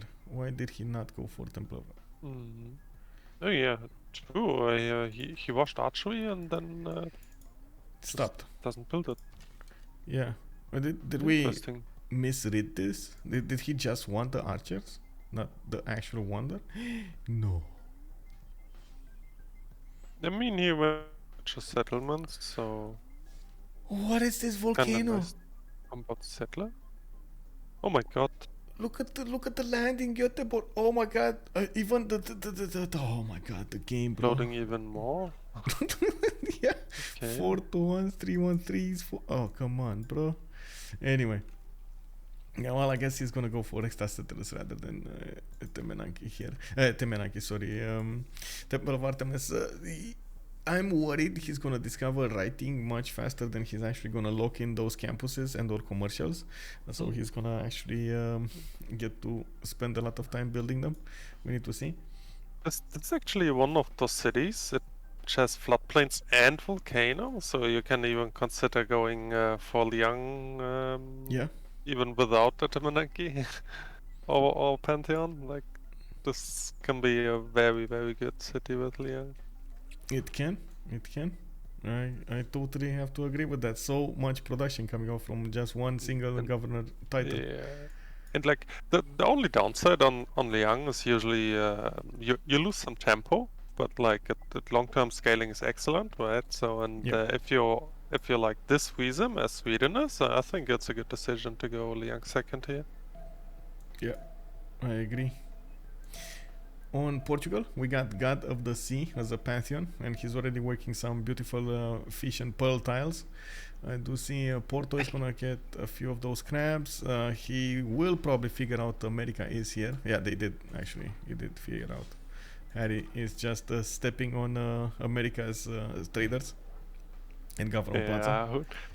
Who needs a trading partner when you can just work crabs, right? Yeah, I know. For the gold. Oh, I see. The land is connected to the south. I was wondering, like, how did he get there? And then I saw the land is actually connected. We talked about him being on a private island, but we totally forgot it's actually connected in the tundra. Yeah, this might be dangerous, though. Since America can go against him. Yeah, and then push to a two-tile choke. Like, I don't see it. But yeah, theoretically, sure. Yeah. Like I mean, Bull Moose won't settle into the desert and then into the tundra, so he has to walk all the way there. So, like, when the units arrive, Portugal will have one error up, and then he has to push to a two-tile choke. I don't see it happening, but we shall see what's gonna happen here. Bull Moose is surprising us, but I gotta say even Mongolia is a bit surprising us. So we're gonna. Oh yeah, sure. Like still no encampment. While we have on the right team on WCG bronze working, currency and bronze working, they know what they wanna do. Right, this is war. On enemy, we don't have any encampments or even the technology bronze working discovered or going to be discovered. To be honest, like Genghis got a relic and picked one plunder first. Like he has to have some kind of plan with it, right? Maybe it was deny. Because honestly, Korabalgasun was a good flat plains pantheon. I don't really agree with God of War and Plunder if you don't go for commercials first or encampments first. So it kind of feels like a deny. God of Craftsman would have been an amazing choice here. He has 1, 2, 3, 4 tiles that he could work relatively easy at the beginning. I don't know. Even fertility rights. I'm pretty sure a lot of players would even consider fertility rights with the wheat tiles he has. Yeah, anyway. Sure. Like, I mean, he made his choice, right? We're gonna see. We're gonna see. Oh yeah, of course. I'm not criticizing it. I'm just curious, like what he wants to do with it. Because like to utilize it, you commercials and encampments, right? So we'll see if he does it. But like, I mean, Genghis is the kind of guy he usually wants to open campus. So we will see. Getting that pen brush and voice bonus started early, right? What can I say? We're gonna need to keep on watching to see how this is gonna develop. Also, at some point, Mongolia will need to decide who is he gonna attack. Is he gonna need to... Wait, what happened to that settler? Falcon actually totally stopped going to the east from Xanadu. He's going 2 settlers to the west of his cities. City Patreon Goddess as a pantheon, and I guess this is the way to go, right? If you're gonna be pushed and of course bullied by an opponent's warrior, and you know you're gonna have to defend yourself with just a scout, you don't want to risk that settler at all, so just sacrifice 1 or 2 extra turns to get a settle, but at least it's gonna be a safe settle. You know, it's better to have the city than not have the city. Falcon also didn't scout to the east at all, so maybe he just sees Genghis and maybe just thinks, okay, I'm gonna defend these 3 tiles. Yeah. Because he doesn't know that there's the sea. And the one tile choke, and yeah, it is. Yeah, But he didn't scout it, so understandable that he just pulls back. oh my god, Falcon also getting bullied by Mongolia scout. A scout just walked in his commercial. He's gonna pillage it. He's gonna take their money. Oh no, what is Falcon gonna do? On like initially so cute, but everyone who ever played multiplayer civs like hates the symbols so much, right? Because they're like every game there's a scout like stepping on your stuff and pillaging every game. Yeah, we know. It keeps popping in completely randomly and steals your settler or pillages a district or whatever. It always happens. It's unavoidable. It's getting associated with so much negative emotion over there. Yeah, definitely. Like the dog looks so cute, but like I mean, I don't know if it's just me, but I hate the symbol. I hate it so much. It happens, man. It happens. What can I say? But I don't want to say. At some point of the game, even tanks, right? When you see tanks, they're like, no, stop it. Yeah, honestly, if tanks fall in and you're not prepared, I know I screwed up, right? But like these scouts, like similar to Bermuda Triangle, like they just pop from a random direction because like they walked around the world for literally like 6,000 years, just to pop out of the tundra and pillage one district. Yeah. There's an attack going on. Greece is actually moving forward with hoplites against China. And I'm actually surprised he did have the chance to go for Chengdu, but he's going for Guangzhou, and Guangzhou is not that easy to take out. Actually, he might lose a hoplite doing it. We'll see. Yeah, like a couple of archers usually can deal with the hoplites. Well, I don't know if a couple. He needs to build a lot of archers to deal with hoplites. But yeah, you're right. It's much easier to deal with them if you do have archers and some strong units in front. Maybe some warriors. Maybe some even get to swordsman. Oh, I see. Bam. Ooh, okay. And that's a good move coming up from a Deleved. He didn't go where we thought he will, and neither did StrokeeZ think he would go this way.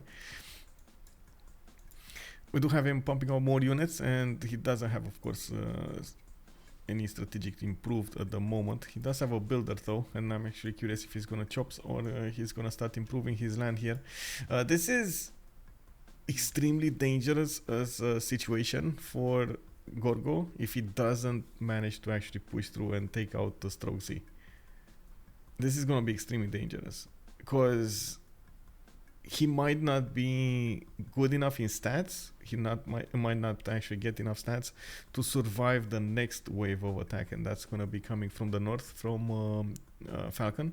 Those K-Shakes are 100% gonna join the fight at some point. So I'm worried about Greece over here.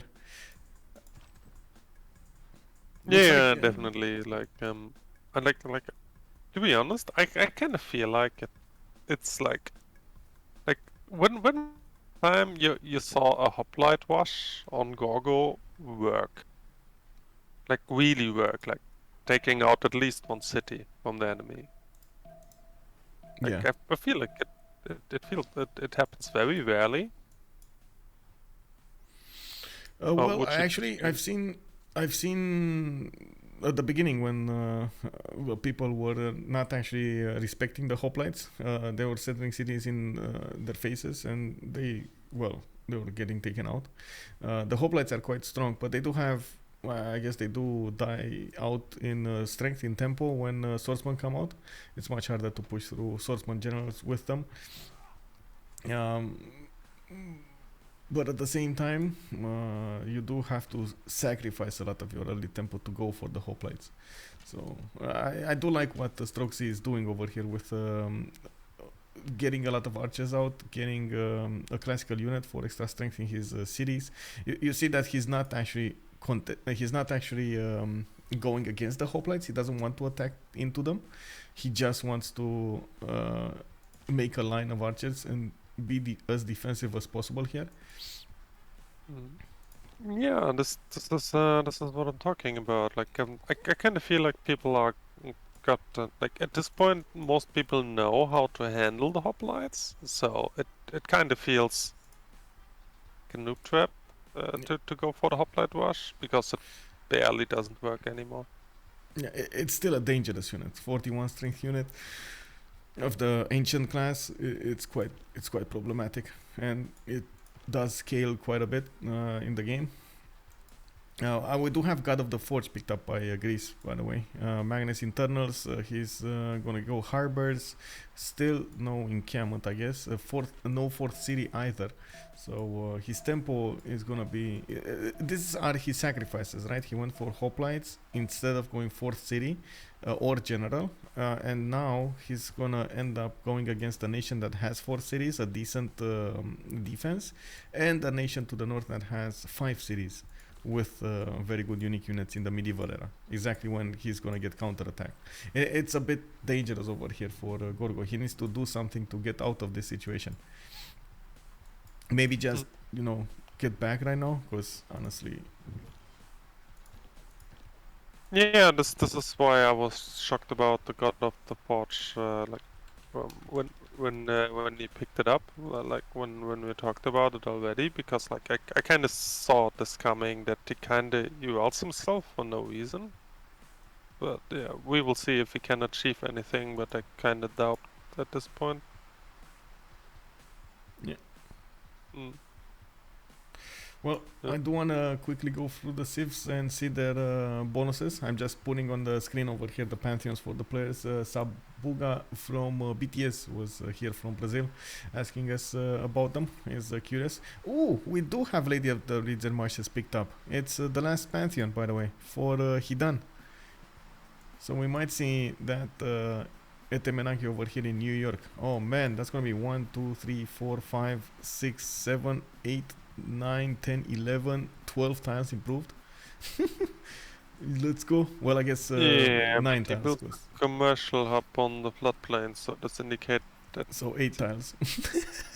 Actually, why would it do this? I don't know. He had the cattle. I don't know. Maybe he likes the cattle. I gotta say, I like beef myself, so I don't know, man. Maybe he's a beef lover.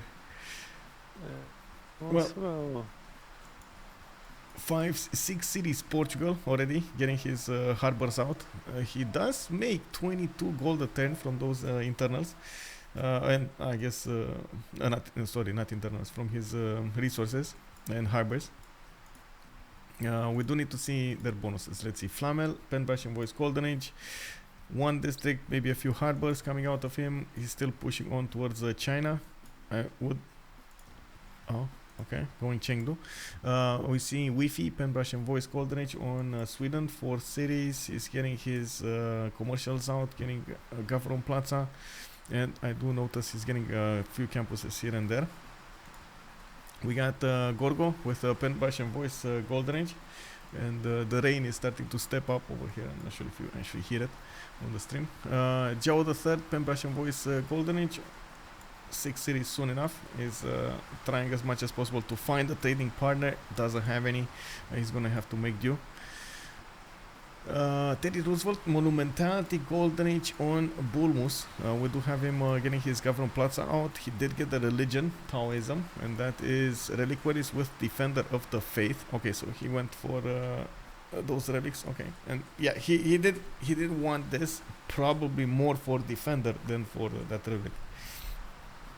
We got Audience Chamber coming out from his Gavron Plaza, and I do see finally he did get the Grove inside of his preserve. That's gonna give him very good tiles to work to the south of New Orleans. Kublai Khan, Classical Republic, Pen Brush and Voice Golden Age on Falcon, of course. Falcon playing it. He's getting his government plaza. Went for multiple commercials, and he's gonna need to improve his strategics as well. Just has horses right now improved, and from what I can see, he did manage to push back that scout of Mongolia. He is also starting up to scout the east side here.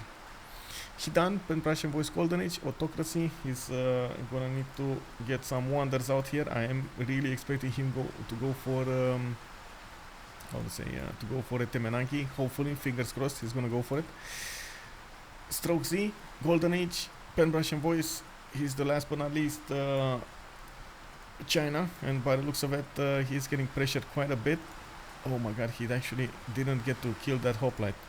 Oh, by the way, Hidan builds entertainment. He's going for Colosseum, I guess. Oh, really? This is why he is an autocracy. It's going Colosseum so early. Okay, interesting. Now at Temenanki. I guess everybody wants to see this warfare, right, on Chengdu. Maybe we get to see a city takeover here. What do you think? Is he gonna go for the city center or taking out the archers? Honestly, I don't see him killing the city.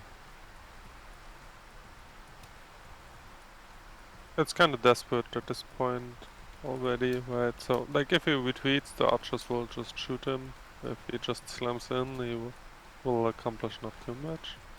So I guess killing of the archers is the best he can do, but what do I know? My war moves are bad. Well, we do have more of these archers coming out of the cities. Every time StrokeeZ is getting these archers, he's also getting some faith. What we do see, he's not accumulating that much. Do you think actually he's gonna accumulate enough to buy a general with faith? He only needs 450, and yes, I know I just said only needs. Actually a lot less because he's working the general card, so maybe he can snatch one of those.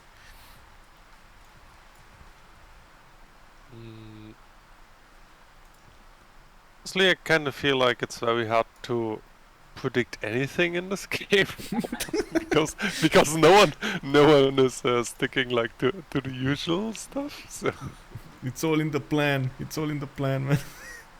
Okay, we got walls coming up in 2 turns. I think this attack is over. Yeah. Like, I mean, at this point, I wouldn't be surprised if he just hard buys a writer because he wants a book.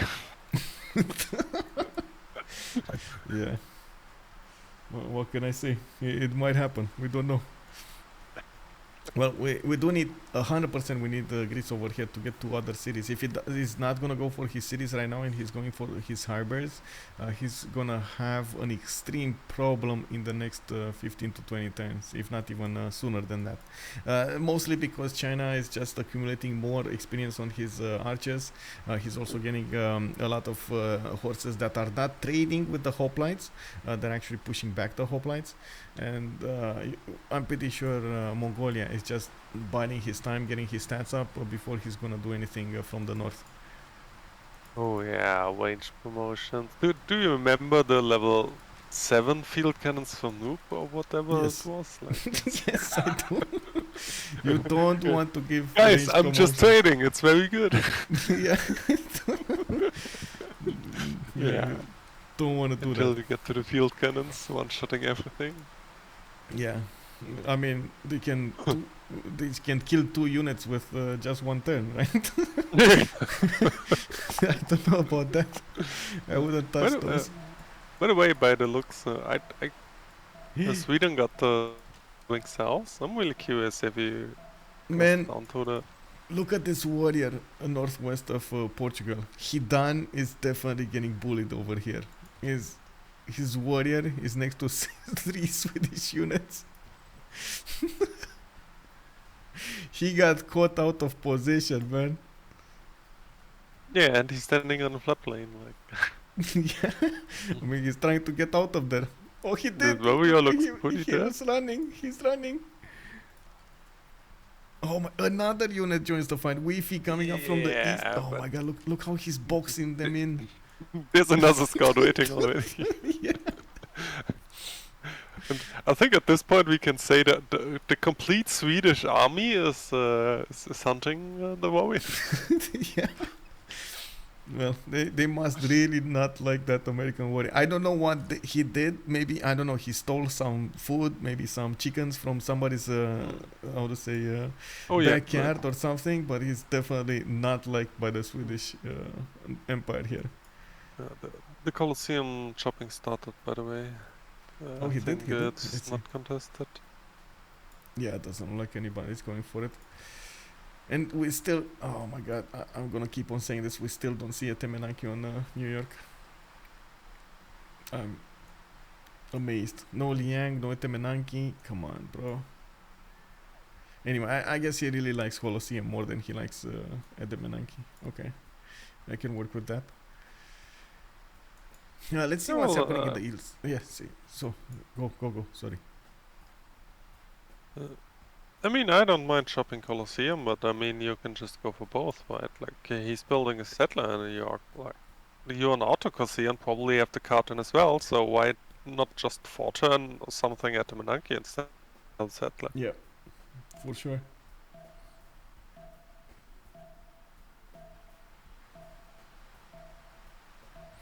Well, we're gonna come back to this at some point. Let's check out what's happening with the war. No more. Oh, I also want to point out something else about Greece over here. Usually, when you want to go for a kill at the beginning, you're gonna need to commit 100%. Committing 100% does mean resupplying always with fresh troops the front line, and building a line against your opponent. In this scenario, it looks like he just built like three hoplites and then went for 4 archers. I think there were 4 hoplites, but one of them died. And it doesn't look like he's actually gonna do anything here. These archers of StrokeeZ did manage to get their promotions. We do have, as you can see, another hoplite taken out. It's actually 10 archers. 10 archers? Wow. 1, 2, 3, 4, 5, 10 6, archers. 7, 8, 9. Yeah. Oops. I mean, I don't know what this guy thinks is happening when the hoplites die. Like, the archers will not just disband, right? So. Yeah, that's gonna be quite a problem. And I'm expecting that a general to pop in like a few turns here. He's already on 125 faith in the bank, and I believe he's what? Let's see. 12 out of 30 general points at the moment. What's the minimum to buy? I believe it's a minimum, right? Faith or something like that to buy a grey person? Right now, out of my head. Yeah. Like, I usually don't faith by red people. Oh, Mekon Zila is telling us that at this point Gorgo should jump on the water, colonize the island across, and forget the cities on the continent. Like, totally give up on this land. I mean, this guy had the opening like double hoplites into government, into harbor in the capital, like playing Gorgo. I don't know. Well, let's take a look at how he could have played this to be a bit different, or I should say to have better chances to go against his opponents. First of all, it's all about the tempo that you get from settling other cities. He did have a relatively good cap with good times to work, but then he settled his city on a location that didn't have very good tiles to work. He went for west and then east. Even though, yes, they are all coastal, it does mix well with harbors. It would have been much better to go for going for campuses instead of harbors, and going for pen, brush, and voice to mix that extra gold that you get from pen, brush, and voice of your districts, and you get the science, you get the culture at the same time from one single district. So ideally, that single thought process makes you go, that single incentive actually makes you go for the mountains and try to mix acropolises with campuses as the first districts that you build, of course with your government plaza. So it would have been a much better choice to go for the mountains, try to get the Temenanki. So his cities should have been one here on the aluminium and one over here like this. And he would have had a Temenanki with a science. He would have had a +3 campus with a +3 Acropolis that would turn that +3 campus into a +4. You'd have had a good placement for a good position to actually work and defend himself against the north and the west, and also would have kept up all of his defense against the east over here with more cities coming up. That's why I said I wouldn't have expected Knossos to be a second city. A fourth city, fifth city, sure, but not a second city, because the whole tempo that you want to get from the beginning does matter quite a bit. How fast you get your science, how fast you get your culture, how fast you get to your techs and the production you have from your cities to build the builders, get the shops going, get to improve your cities and so on and so forth. Now he is going to try to get a settler to the north over here, and by the looks of it, we're going to see some Acropolises come out of his city as well. Oops. I can only add that the coast is very bad, so these are just +2 harbors. There are no workable resources there, which adds to the... but with everything else I can really just agree. It's actually Bulmus who killed Samarkand. Wow. Oh, that was unexpected. That was... Genghis and he still got a general. He did get a general. Yeah, Genghis is still on, like... he looks like he doesn't want... Oh, he's actually building commercials and encampments now, so... Yeah, he's preparing. Use of the one plunder. Yeah. I'm a bit surprised that we don't see more of these encampments, but I guess 7 Pop is gonna be the time he's gonna get more encampments. He needs from Karakorum another one. But he has full plain cities, like 7 Pop will take a long time. Well, it's 3 turns. You mean in Korabalgasun and Korakoto? Yeah, I agree. It's gonna take a long time until he gets to the next pop. Actually, in Korakoto, he didn't place a single district yet. He should really place an encampment here and get the Ordu in there. Okay, let's check out the plain stats. What do we have here? Wi-Fi, 19 science, 23 culture. We got 2, 4, 6 cities from him. A 7th one coming up next. And I personally was expecting Temple of Artemis. I don't know what happened. He's not getting it. And it's not like anybody else is contesting it. It's just not here. Oh, I love that Sweden is going for the coastal city, by the way. Like way in the south. 7th city will be there next turn for Portugal. You are correct, sir. And we have so many traders already ready to go over here. 1, 2, 3, 4. Yeah, like for anyone who doesn't play Portugal, just to put it into perspective, like this city means the world to Portugal. Like, really, like this makes this game like instantly 3 times better. Yeah. Man, I'm getting invaded by spiders over here. There was a spider that first walked across my screen, and then no, and then yeah, I know, right? And then he came all the way back around the screen, which is like a 43-inch. It's a lot, and came on the microphone towards me. And I'm like, bro, what are you trying to do over here? Oh no, what is this? Spider-Man incoming? I'm gonna get bitten and turn into somebody that shoots, how to say, silk from his hand. I don't know, bro. I mean, I guess that's the classical conspiration, right? Like, first the spider manipulates the government into warning you about bad weather, and then you worry about the weather, and then the spider comes in and backstabs you. Yeah, you need to be careful about the spiders. Classic. It was a big one also. Oh my god. Oh no. Was nice to meet you, Michael. I think since we had how to say how do you call it? Oh, wait a second. Is America gonna kill Korakoto? No. Okay, never mind.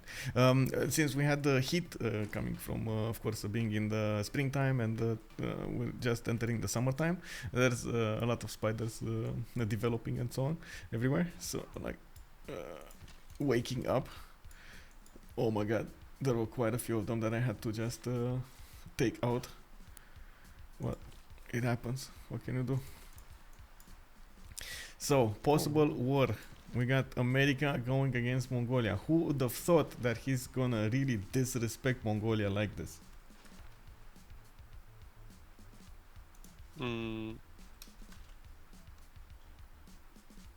Yeah, well, I mean, you say disrespect, but I don't feel like he will disrespect. It's like, I mean, if Genghis lets him secure the river. Oh, that's gonna be so bad for Mongolia. I don't know. I like how to say Oath of Feanor stats over here. I like that he did manage to get a secure general. He has 4 units that already have some experience on them, killing Samarkand. Yeah, sure. I mean, like Genghis is scary and everything, but at the end of the day, like he if you don't use like, those bonuses. Yeah, like Genghis doesn't use his bonuses, and Oath has actually the upper hand right now, just like from straight up military, right? So, like I wouldn't say this is disrespectful. It's just good bold play from the Bulmus player, right? Yeah. I agree with that statement.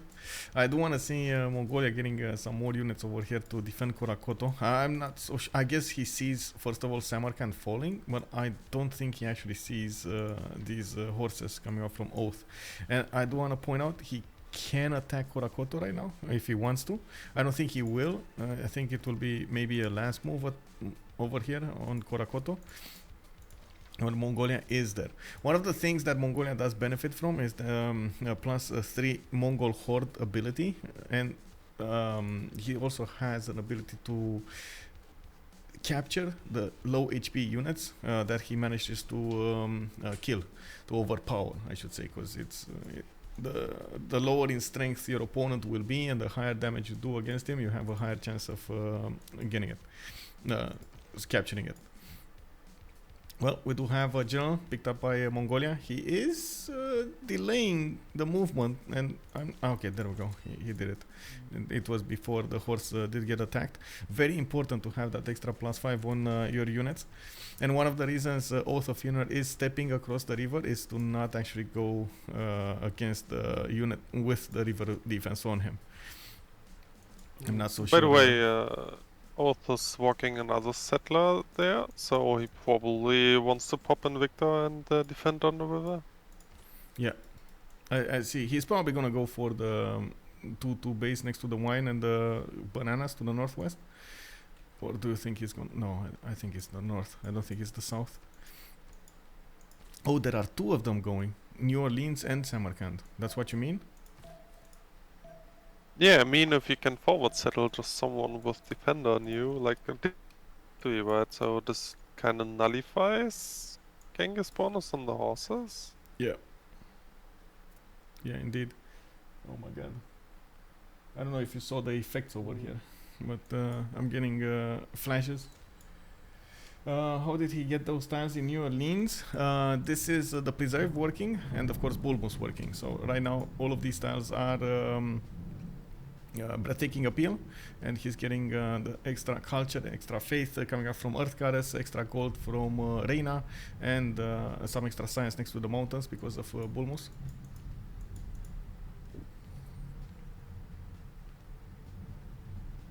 Yeah, like Bulmus is definitely the kind of guy that the single player pawn tiles enjoyers like to see. Yes. Yes, I did pop yesterday because I hosted him on 100 games, 100 days stream, and he was doing the preserve play, which I mean I like, but he wasn't playing on one of these civs like Bulmus, or even Coupe and stuff like that. Something that you do get extra bonuses from. And he was his stream was asking me what is it about when you should build the preserves. I can only have one answer to that. If you go for the preserves, you need to have one of these civs. If you don't, the production late or on in the game will just be so big of a problem.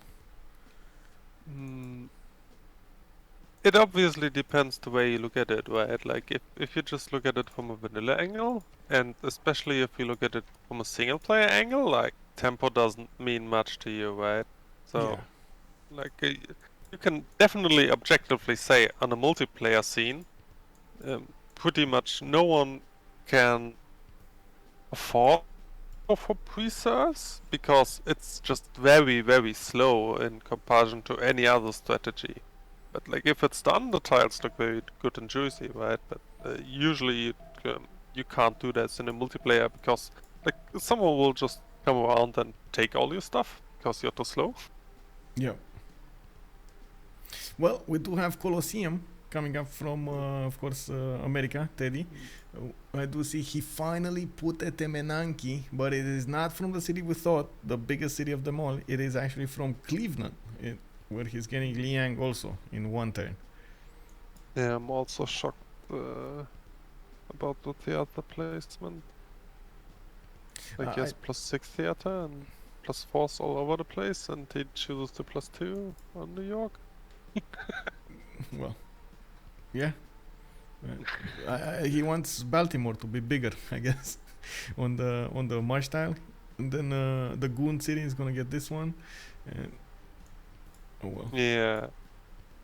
I mean, I don't mind the setup, but I totally don't understand the Lady of the Woods and Marshes pickup then, because like he builds everything on his floodplains, like all the setups.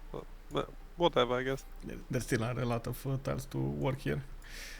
I do also have to point out I really like the Governor Plaza use with his geothermal and the mountain. I like this to the east of Baltimore. He has very good campuses to work. 8-8. I'm a bit surprised actually he didn't put a campus there or some from the northern city. But oh well, it's fine. I guess he already discovered iron before that. He could have had a +3, +4, +4. Anyway, if it works, it works. Go. I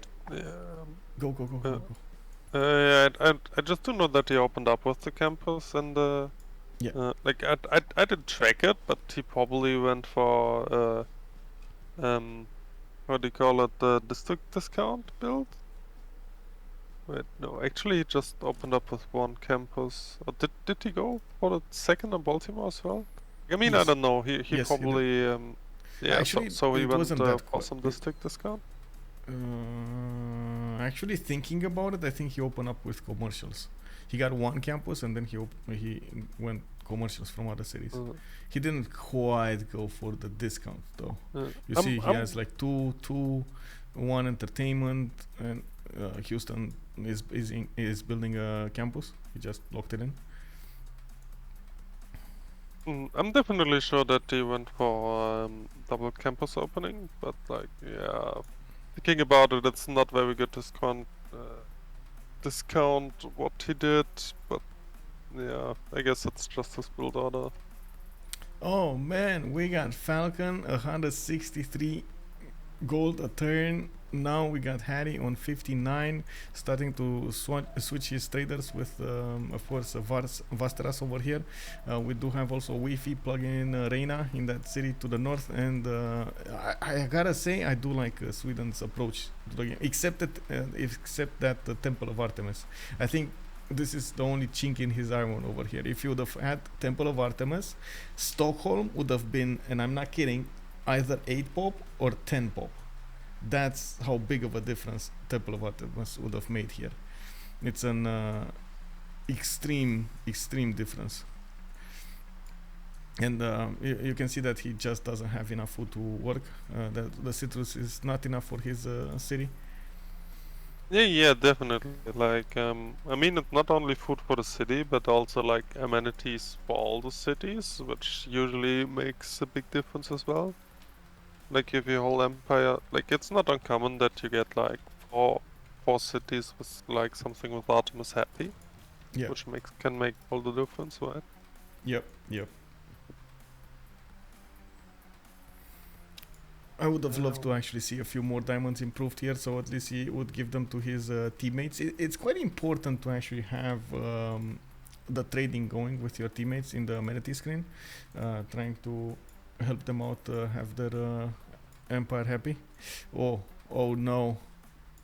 Is this gonna be what do you call those Chinese archers rush? Does he have the Chinese archers? I think he doesn't. Oh, he doesn't. The oh my god, I forgot how they're called. Crouching tigers. Yes, he does. He does have them. Oh, kick W. Do you see how many of them there will be? 2, 4, 6, 8, 10. Uh-oh. Oh, machinery next turn. Uh-oh. Oh man, those guys are like, if they get next to their opponents, they're so strong. Let's see. Gorgo has horseback in 3. I mean, sorry, I don't know what I mean, but Gorgo's game really looks miserable. It wasn't the best game of him, I can give you that. We're gonna need to see how he's gonna be confronted by all of these units, but it does look like he's gonna have to contest, to defend, I mean, against so many units, ranged units that he himself helped upgrade. So that's the problem, right? He helped this army develop over here. Yeah, definitely. This is why I kind of talked about the hoplite earlier, because like I feel like in 95% of games exactly this happens. Like you pump out some hoplites, the enemy reacts with archers properly, and then you're just screwed and do well. Yeah. I tend to agree with that. We did see them actually do extremely well against the nations, even nations like Mongolia at the beginning. I saw a Pericles attack a Mongolia, Genghis Khan, I believe it was in the qualifiers, and he managed to take like 2 cities down before Mongolia got his how to call them, the unique units, the oh my god, what I don't know what's happening with me today.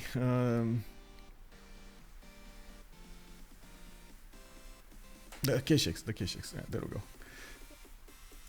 It was quite problematic over there, but then Mongolia pushed back, Greece, Pericles, and he took away like a city of him with the help of his other ally and so on. There were quite a few things happening around the map. Quite an interesting game. I mean, I'm not saying that you cannot make use of hoplites. It's just very specific circumstances. Like units need to be very close, or the land needs to be very flat, or someone needs to forward settle you to trigger it. But most of the time, I just don't think it's worth. And people are just like to default plan. Oh, there's someone near me. I'm just gonna build hoplites, and it just doesn't work this way. Yeah, I tend to agree with that. Well, we do have a Stonehenge coming up from Oath.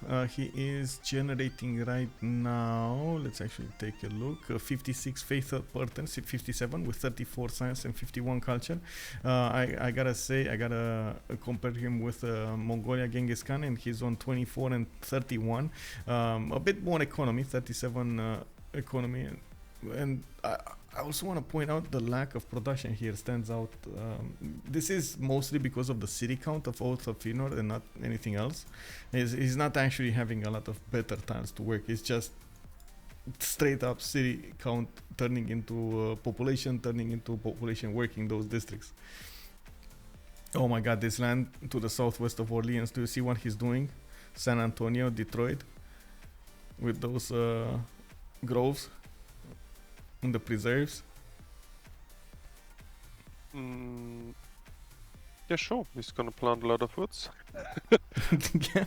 I mean, this is what Boomers does, right? Like, the only thing he is actually that he is allowed to do it in front of Genghis.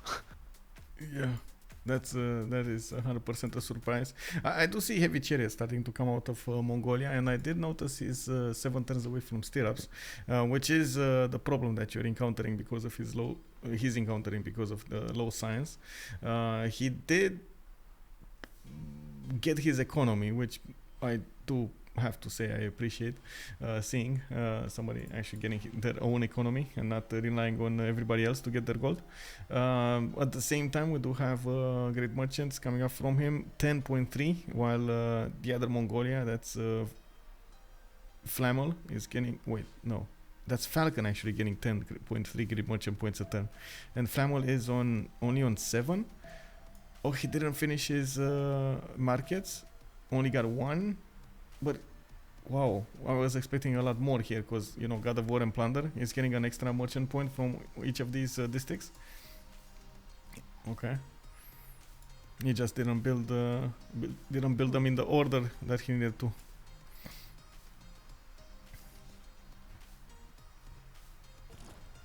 Oh, I'm actually wondering about Portugal.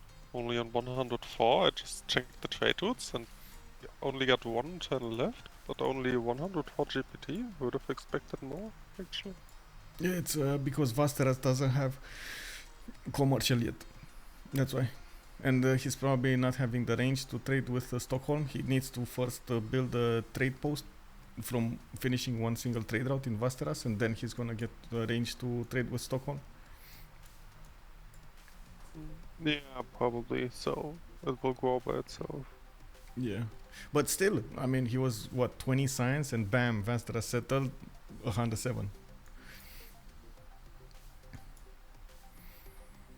We do have him actually with the best stats in the game here. 59 science, 64 culture, 107, oh, not in the game, I mean from their team, and 116 gold a turn right now. On the other side, we do have Falcon, 92 science with 56 culture. After he did go for his commercials, he went for campuses. And I do see Keshex coming out from Al Malik, the first ones up. Oh my god, the army is here. Look at Guangzhou. Oh my god. Oh. These are 50 strength units that if they get close to you, they have an extra +7. So they're gonna be 57 against the hoplites of 50, 52. Oh. It's gonna get some knights out in the meantime. He did get a general, Shun Tzu.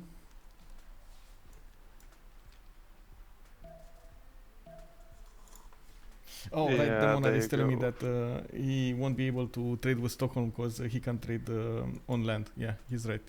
So Vasteras over here is gonna be his city, his endpoint city. Yeah, well, I mean, Stockholm can just build commercial harbor there with Feanor and everything will be fine, right? So. Yeah. Also, thank you, Demonar. How are you doing? Preparing for the games in the CWC?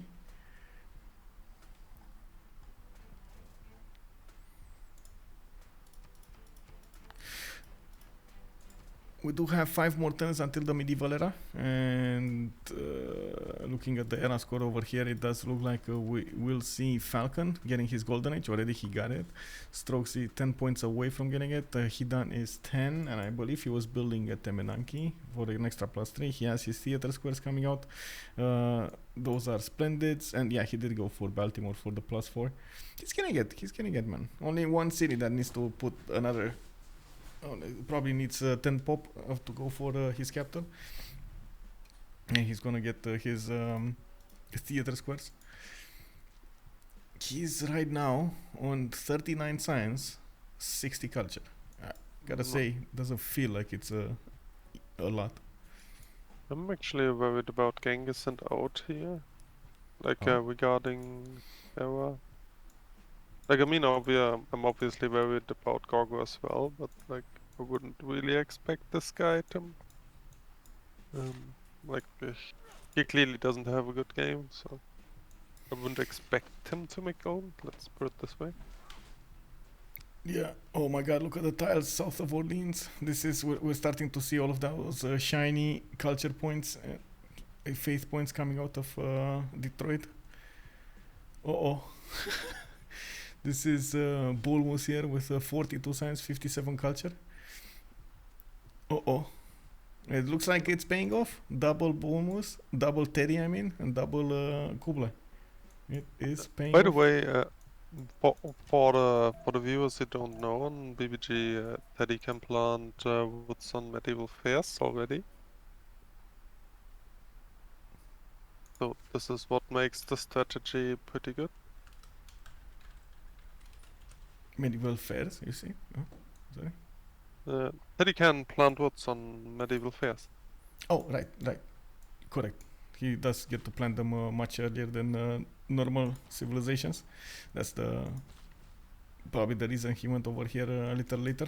I am still a bit worried that he didn't go to the east. Oh, finally he did actually. He did go for Phoenix as a city. He's getting a good campus out of there.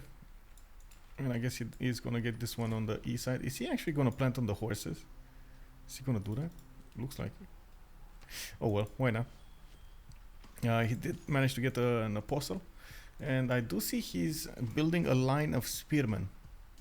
Are we gonna expect something like pikemen coming out soon from Oath? It does look like he's going engineering at the moment. So still bottom 3, not top 3.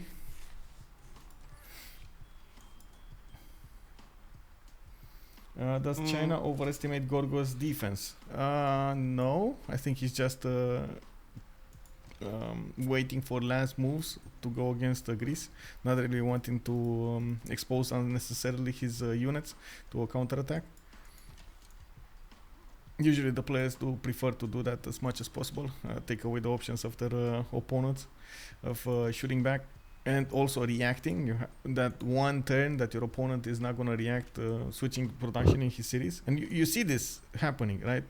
You see at the moment Gorgo is not that aware of what's coming against him. What is he seeing, by the way? He's only seeing one single crouching tiger. But he must have known that China built like 10 of archers, right? And he's on 689 military strength. Ooh. 76 production, 76 science, 50 culture from StrokeeZ. I gotta admit, very good game plan over here from him. He stayed on 4 cities. Yeah, and bam. definitely. Look at that archer. By the way, at the same time, I kind of want to point out that Oat handled the situation very good. Like, I mean, he's simming all over the place while settling Boston, taking away all of Genghis' attention. Yeah. And he will probably just ask Falcon for some gold to upgrade the spearmen, and Genghis is like the way Genghis built up his empire, his timing. So, like they are completely controlling all fronts. To be honest. Yep. Dude, I gotta say that archer move over here made me laugh so hard. About like he walked in, tried to attack into that crouching tiger, bam, got shot down instantly. He wasn't expecting the extra 3 crouching tigers there, you know. He just saw one. Oh no. Yeah. Oh god. Yeah. I think Gorgo right now is. Yeah, I think he's gonna realizing crouching tigers too.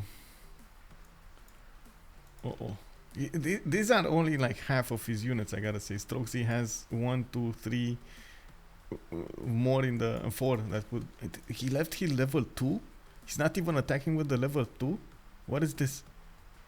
Look at his level 2 over here. This should have had like it's the garrison one, but still he has the volley. It's fine. Oh well. And Demonas pointing out only 700 military. It's fine. How pleasure is him. Yeah. Probably, but these are even stronger than the hoplites right now. 48 versus 76, and they're not close to an enemy. So this is their strength when they're close. Oh, this is with minus 17. Come on. Show me one that's next to his opponent. He's gonna. Do you think he's actually gonna put this crouching tiger next to the hoplite and attack it? Oh my god, I would love to see the damage. It's gonna take out like half of its HP over here.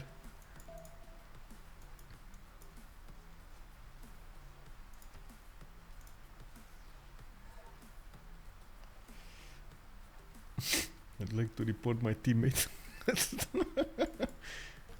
Lol. Okay, Etemenaki finished in Cleveland. And let's see the first moves. Oh, one of the crouching tigers almost died, but it didn't. And oh wait, actually Delevedov moved on next to the crouching tigers, and this is what I was referring to. The crouching tiger just got an extra +7 from having to attack into the unit next to his opponent.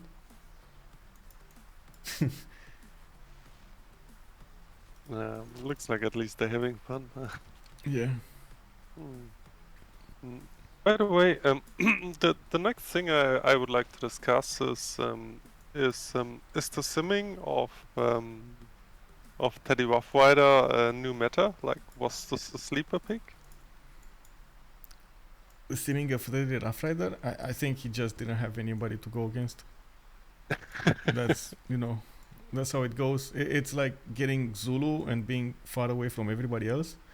You're on an island somewhere. You're forced to build navy. It's just the worst day of your life, Yeah, sure. It happens.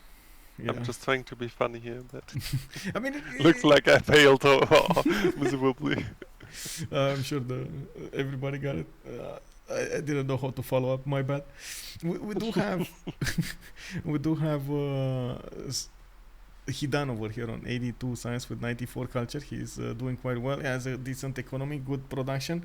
I also see Falcon is gonna have 140 science. I mean, keeping up with the science, he's not gonna use Kesheks to go against his opponent. He's gonna use directly field cannons to go against his opponent. He does have one single Keshek. Is this one single Keshek gonna be the one attacking the opponent's cities? It might be. He also has 140 production. Yeah. The highest in the lobby right now. The production difference is definitely something to watch. There's no player from enemy over 100 production, but we got 3 players from WCG over 100 significantly, 110, 140, 125, and then StrokeeZ with Bulmus, which of course we all know is not gonna get a lot of production, is on 77. And I want to point out, like, this guy is making 200 GPT. It's not like he has Magnus internals all over the place and inflating his stats, stuff like this. Yeah. They did manage to do a very good thing. Mongolia got a city on the coast, Iri actually, and connected his economy coastally with StrokeeZ. They're trading and getting so much gold. Oh my god, Tai 1 is gonna get Temple of Artemis for 2-3 tiles. Oh man, this feels so bad. I think the hoplites are just gonna die right now.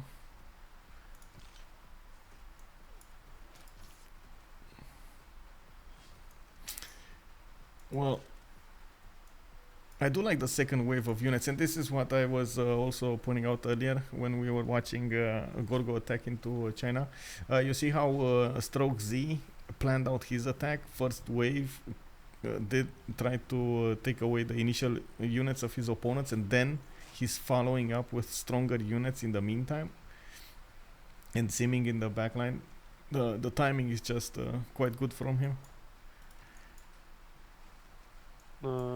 Actually, let's look at errors, because it's next turn. Genghis is short 4 points. Oat is short 9 points. I don't think Oat can make it. Does Genghis has anything? Yes, Keshek's out.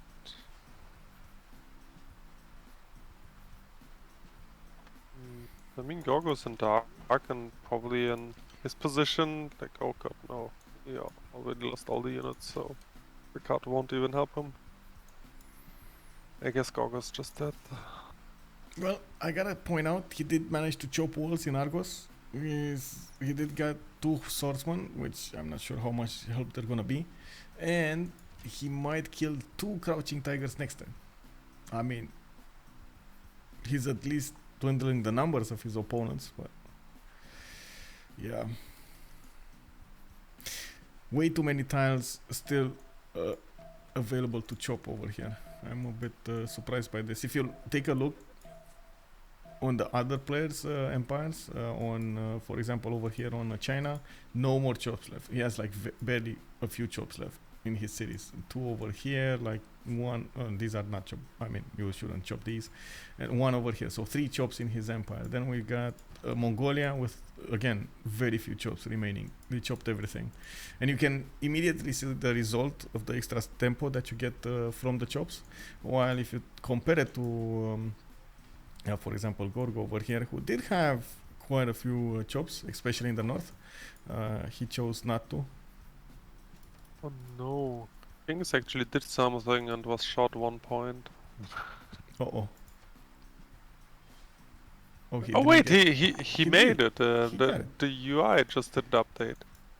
Okay, it's golden, Dark Age from Gorgo. We got Oath of Bulmus Normal Age.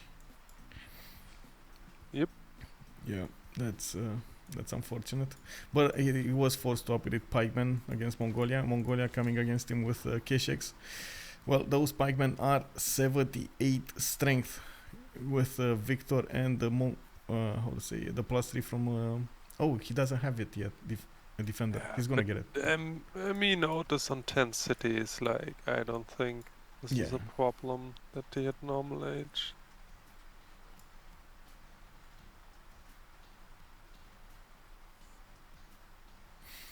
Anyway, on American. Oh, look at this beautiful Cleveland.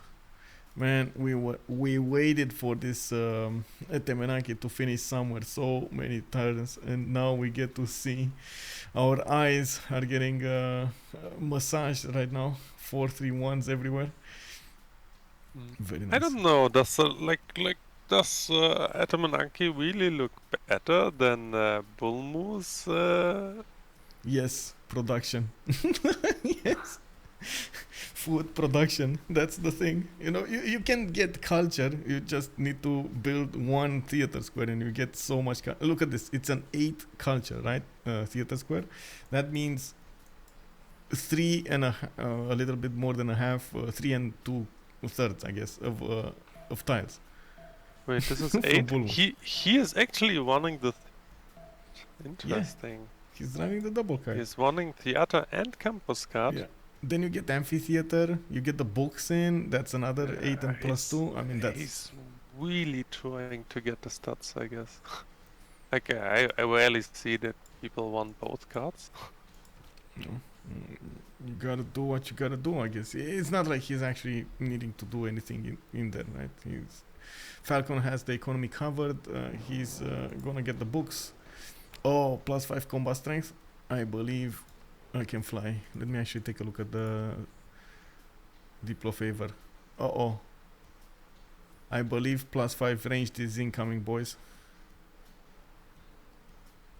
Or -5 melee, one of the, or -5 or +5 anti-calf actually. I don't know. We'll see. Yeah, can we vote on scouts, please? I go plus. Yeah, sure. Minus. Let's go scouts. Mimi. I do B. Okay.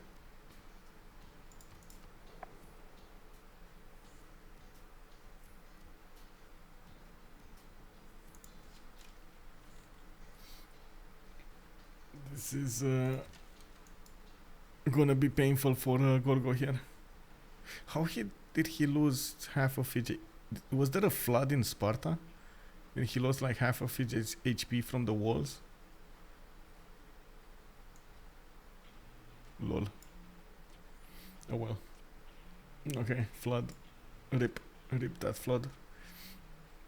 Yeah, we do have Genghis with a free inquiry golden age this time, 42 science, 20 culture. That's a problem, by the way. That's I guess he's a bit desperate that he doesn't have the science to keep up with America. By the way, we didn't talk about Namadol on Portugal yet.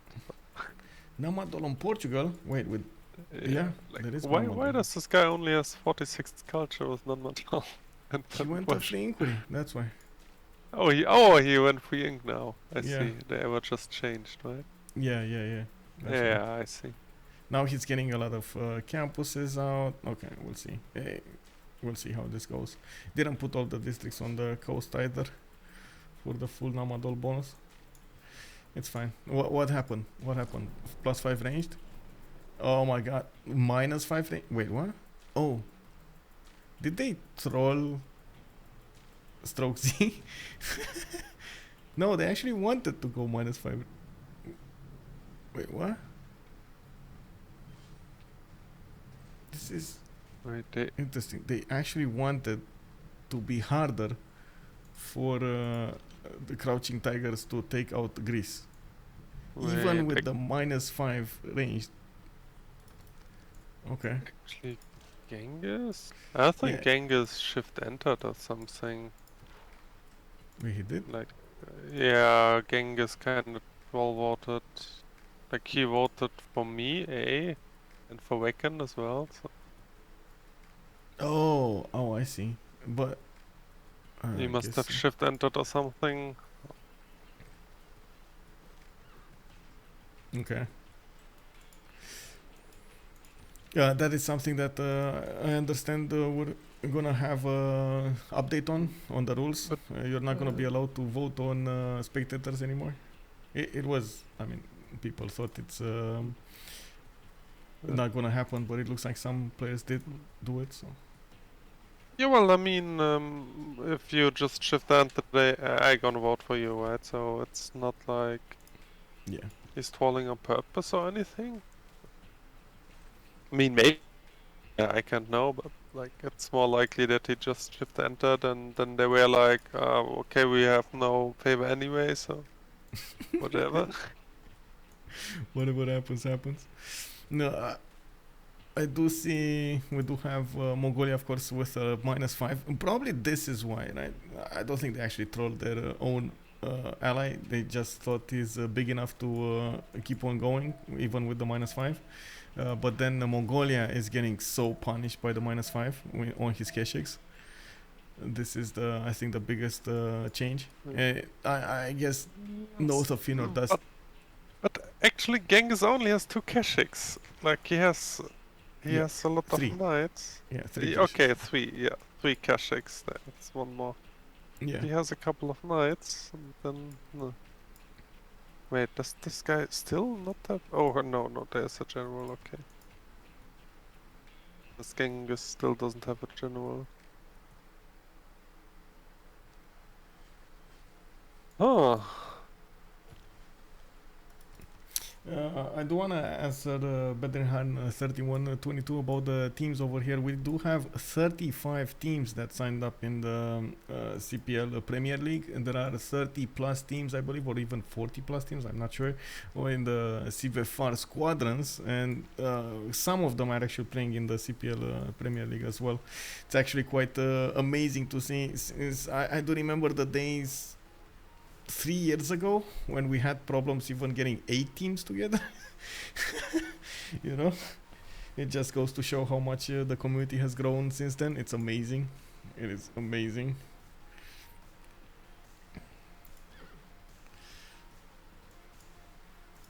Well, how do you think they're gonna follow this up? Is Mongolia ever gonna do something late game, or is he just gonna see him get the money? It looks like he's gonna get the money, like Falcon. Then we got Hidan over here that doesn't look interested in getting any kind of. Oh, I see an encampment. I say that and then boom, I see an encampment. Like, okay, man, this happens to me so many times. Is he actually gonna get an army up? Can you imagine if he actually disembarks on Portuguese land with a few Rough Riders?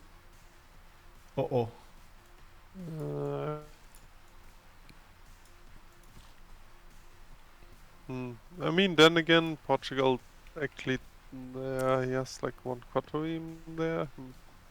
I don't know, like.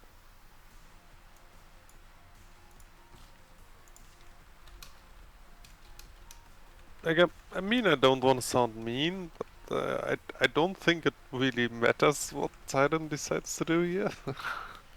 It doesn't matter. Whoa. Okay. What do you think matters? What do you think? What do you think is something that would actually be so problematic for team enemy to say, okay, that's it. We can't go further. Yeah, well, I mean, okay, let's just look from the positive sides. What kind of what kind of winning condition do you see for Team Enemy? Well, they could have tried to go for Diplo victory with Sweden, but they didn't max that out. You do have to get a lot of Gorgo great gonna full people die. and so on and so forth, and Diplo favor and blah blah. But that's not gonna happen. Portugal space culture, that's not gonna happen either. He's more likely to get nuked by even Bulmus to his west side than to get to nukes, to get to space. Um, yeah, I guess Gorgo dying. He just lost his capital. It is quite a problem here. Quite a problem for them. Yeah, seems like he's not having an escape settler as well. I think the only win condition was Wi-Fi here with Wi-Fi actually, with his Diplo, but he didn't get Diplo. I don't know what happened in the Diplo favor. They didn't get the Diplo favor. He got up a Dana They though, only choose non-medal, so they have no Diplo favor. and no Oh, Diplo no, quarter. not So. true actually. Genghis who's the cut. Oh, okay. But yeah, other than that, they don't have anything. Falcon actually has double commercial Zeus, so this is why he's making so much gold. Yes. This is also surprising. Crossbows on Mongolia.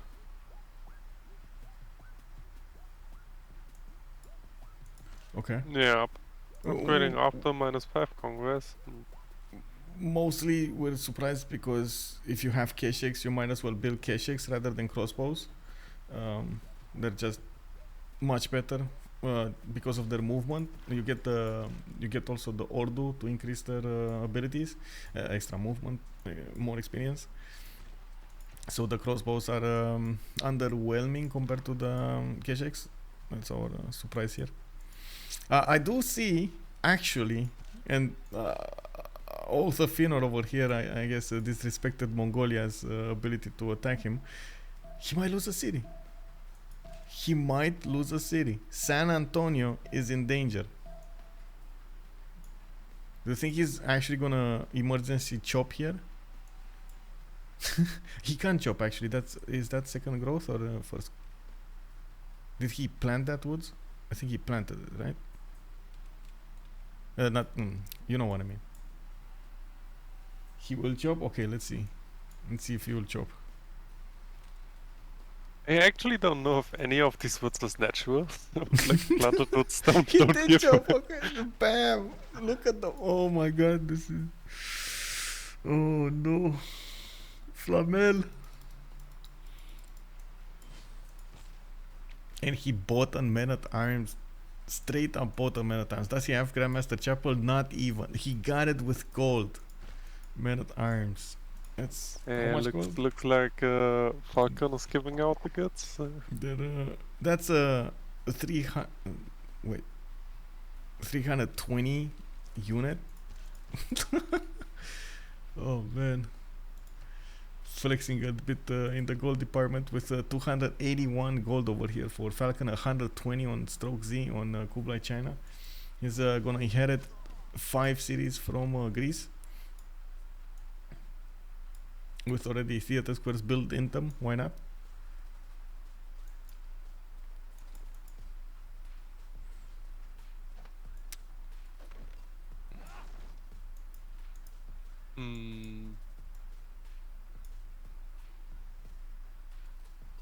Yeah, I mean, coming back to the winning condition question, like, Yep. I kind of feel like, sure, Christina is supposed to be the big freezer, right? But like, if you look at the stats, and not only the stats, also the production and food yields, he simply can't contest anyone on WCG. I mean, the other upside for Christina is, like, what can Christina then usually go for? Like, a Diplo won't happen with, like, in the 3v4, and it probably won't happen as well, because, like, everyone on WCG has, like, almost double the culture of the other guys, right? So.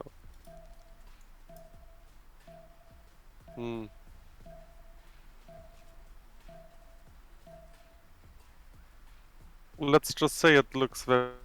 So this is why I'm like, yeah, Hidan can do whatever. Like he can basically do no wrong at this point, I guess. Well, he's gonna try to have some fun. I do see he's putting encampments down, so that means we might see some Rough Riders at some point. Is he actually gonna try to troll? You know what I mean? Attack Sweden over here? Oh, I just lost the ability to switch loyalty, switch lens. This actually happens so rare to me. I mean, when do you get to cast Rough Riders into Carolines? I know, right? I mean, honestly, with what's happening over here, I'm not sure if we will see Carolians. I don't know. Carolines is on metal casting. Let's see, where is this guy? It's printing. So printing. Not too far. You say that, but I don't know what he's gonna do. Like you said, you won't be surprised if they buy Great Writer with gold or something in the game. Oh yeah, I was just saying that Strokes. Like I mean, this is nothing about Strokes or the players. Like, this was obviously I know. just a cringe joke. I mean, to be fair, we were quite surprised by a lot of the choices over here. But some of them did work out, some of them didn't. For example, New Orleans, we thought he's going to get punished. He never did. And New Orleans is an amazing city, giving Oath of Feanor such a good advantage at the beginning. We did have... Oh, there we go. Mongolia actually trying to go against San Antonio is put under siege. And at the moment, that city is 63 on the defense. Well, getting attacked by the knights. I don't think it's ever gonna go down.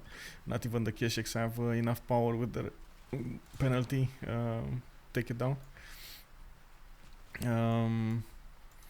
In the meantime, Mongolia is just Falcon is just gonna get more economy going, getting his banks. China is pushing forward towards Knossos and Mycenae. Oh, I see. Actually, we got the actual wall of hoplites to the north of Knossos. An actual wall.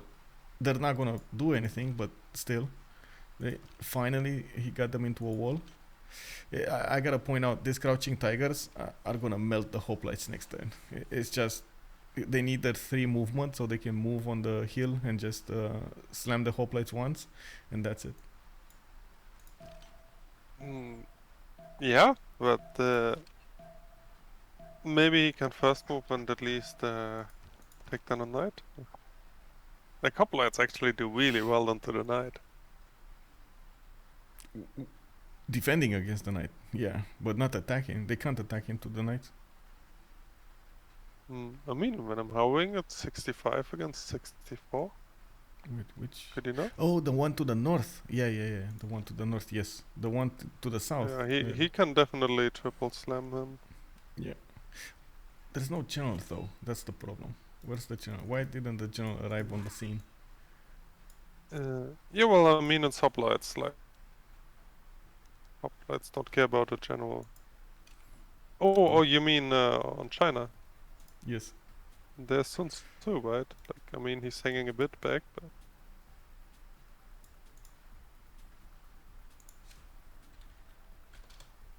Oh, looks like your voice is much louder than mine on the stream. Oh, should I turn down a bit? No, I turned you down. It should be fine now. Is it fine, guys? Is it fine now? We're both at the same level, or I need to turn it up a little bit? It's so hard to actually get the volumes the correct place.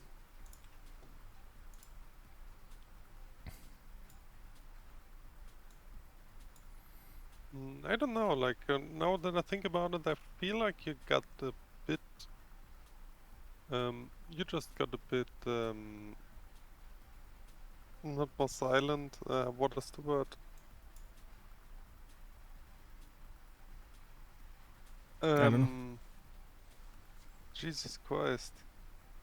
My brain is not working properly, but I guess you know what I mean. I don't know what you mean, honestly. No, your volume turned down. Oh, my Could volume. be like in Discord as well. Okay.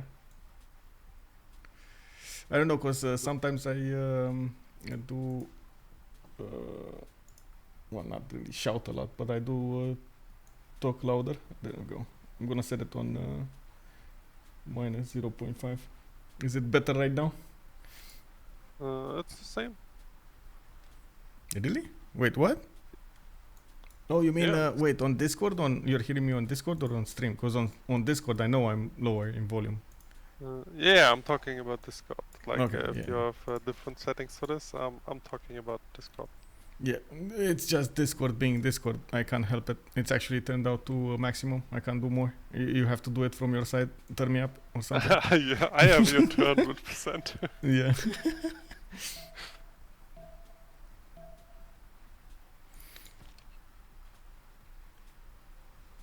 Well, by the looks of it, I do want to get... Okay, there we go. It does look like those crouching tigers will push through the lines of defense here. We do need to see if San Antonio will ever go down. We do have also America arriving to the scene with a few more units.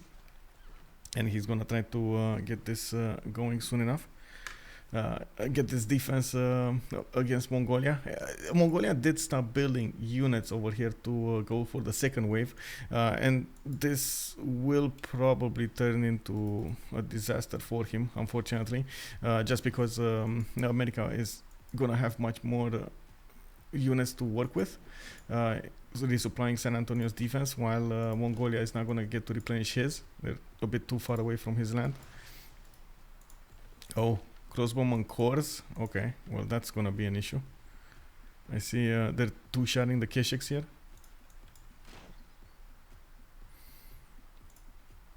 Yep, that was a Keshik going down. And I think that's it for San Antonio.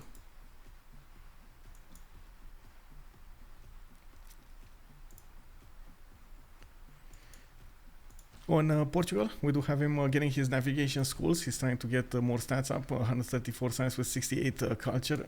He does benefit from Namadol, so that's what he's getting some culture from. And unfortunately, he didn't get any big stats from his theater squares. Just has a +2 in the +3 actually in the capital. I do notice we do need to have all of them actually, from team enemy, get a lot more stats up. Oath of Feanor 66 103, and he is getting a lot of cities out with 138 science and 184 food. We do have Falcon with 157 science and 144 science. Definitely a good balance of his stats right here on Mongolia. Not to mention he did manage to get 200 production. 130 science, 133 culture from Hidan. We do have Teddy over here managing to get the Colosseum and the Temenanki. He's getting diplomatic quarter and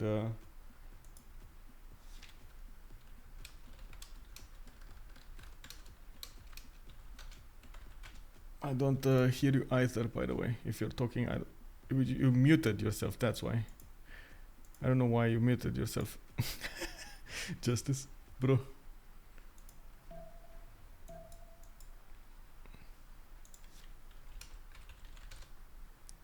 I was wondering why am I not hearing anything from you, so I just kept going. I thought you have to talk with somebody. Oh, there we go. Now you hear me? Or can you talk? Hello? And this is what happens when you play with your audio settings. You never know what's gonna happen.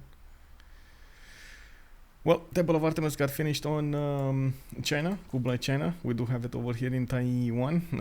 StrokeeZ did finish it earlier. He did manage to get quite a bit of stats up from his amphitheaters and his line of districts, his campuses. While I did notice Sweden, they tried to go for Apadana, and now he's putting his open-end museums, trying to get also more culture from them. 67 science, 120 culture. I was 100% expecting a lot more science here from Sweden. The capital, unfortunately, is only 7 pop. He didn't have that many slots for districts, and it does look like he's not gonna get some more either. That's gonna be an issue. Hello, Justice. Oh, he's disconnected. I don't hear you anymore. Not on Discord, on the stream. Gonna try to restart. Okay, got it. Thank you. Restart, please. We do have Sweden coupling his economy with Portugal. They are starting to accumulate quite a bit of gold. This is why they actually got Sweden in the game. 199 gold per 10, 140 for Sweden. It's more about how they're gonna use this in the next eras, and of course, if they do have somebody to give that gold to, so he can get the benefits, reap the benefits. We do also notice Mongolia got pushed back from America's land, from Oath of Feanor's land, Bulmo's land, while we do have still a few units here and there. I do believe Oath of Feanor did manage to clean up quite nicely. There were a few horses from Sweden arriving to the north of Los Angeles that did manage to pillage 2 tiles, and I do see he might actually pillage another one next turn, depending on the first moves here. Wi-Fi is gonna get that commercial, or may get that commercial actually. There you go. There we go. See, I mean, I don't know what you clicked, I don't know what you did, but you just disappeared. Yeah, as Big said, like it was really weird. Like you were going quieter and quieter, and then I turned on the stream, and then I didn't hear the stream anymore. Like, I don't know. For some reason, my sound just died or something. I have no idea Slowly, why. Yeah, but it turned out slowly. Right? This is so weird. Yeah. Well, we do have Knossos taken out. Mycenae is going to be the last one, and I guess Deleved is going to try to get out of there with one settler. I'm not so sure he can get out of there fast enough, though, especially to the north of Mongolia. And this is going to be an extreme problem for Mongolia. If Greece dies, he's going to have another border to defend against on the west side, and he barely has enough units to do something about the east side, let alone the west. He got stopped short by America here. Pikemen, we got men-at-arms, crossbowmen corps from Oath of Feanor. That's more than enough to push back Mongolia's units. Yeah, well, I mean, you talked about like matching out unexpected earlier, so Yeah. Sometimes it happens. I need to get something to drink. Give me a sec.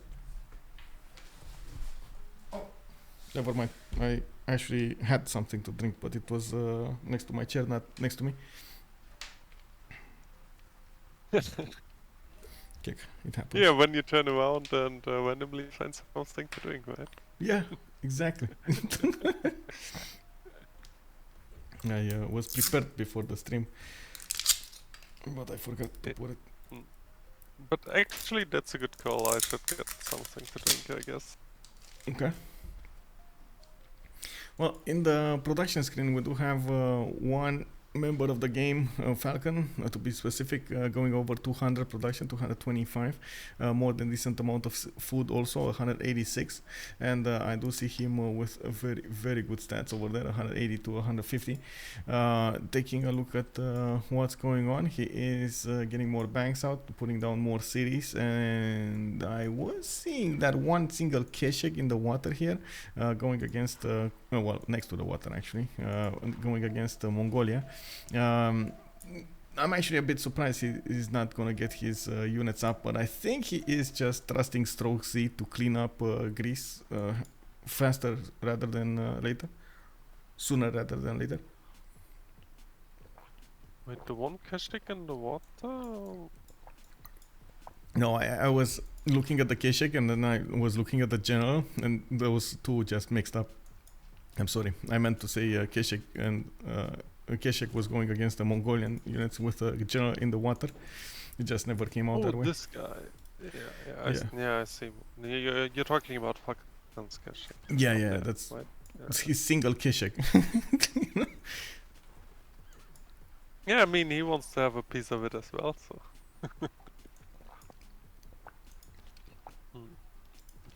By the looks of it, that settler is never gonna be a safety settler.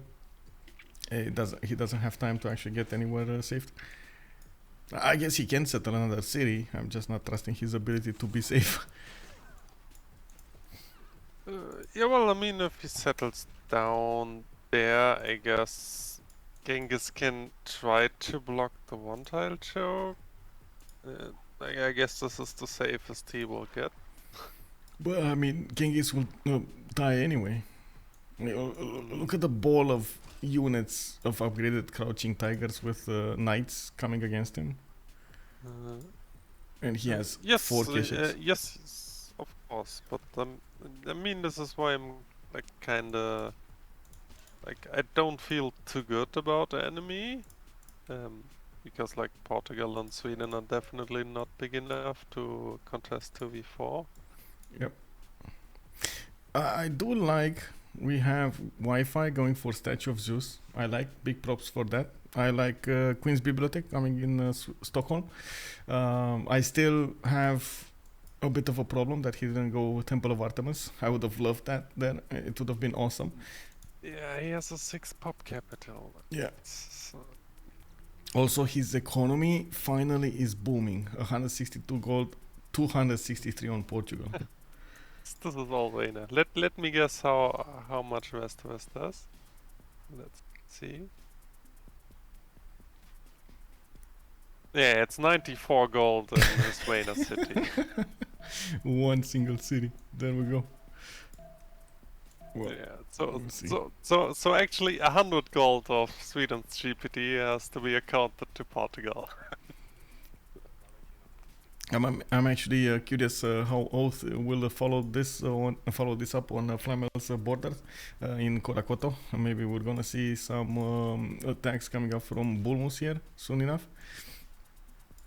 Yeah, or is he just gonna wanna try simming? I see he's going for campuses. He didn't go for Cincinnati and Phoenix for those, how do you call them, for those preserves. Is this because he doesn't like to build preserves in grassland? Is this what happens here? He just wants to have them all in plains because he gets that extra production there? I don't think this is a particular choice. I just do think that like the eastern cities just have the mountains for decent campuses, so he just goes for campuses on the cities that have it, and on the other side he just goes for research, for the culture, which is kind of a balanced approach. I like it. Okay. If it works, it works. There's a famous one. I mean, to be honest, like Samarkand settling Boston, taking away pretty much everything Genghis had. Like, honestly, I really like the play of Feanor in this game. Like, regardless of the picks and everything, I think this guy, like this is a really good showcase of adaptable play. Yeah.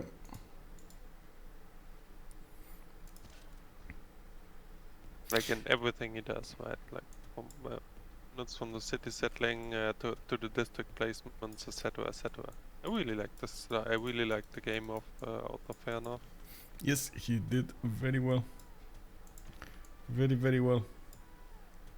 We do need to see what Greece is gonna follow up with over here. Is he ever gonna get another city out from Pharsalos, or is he gonna die on Pharsalos?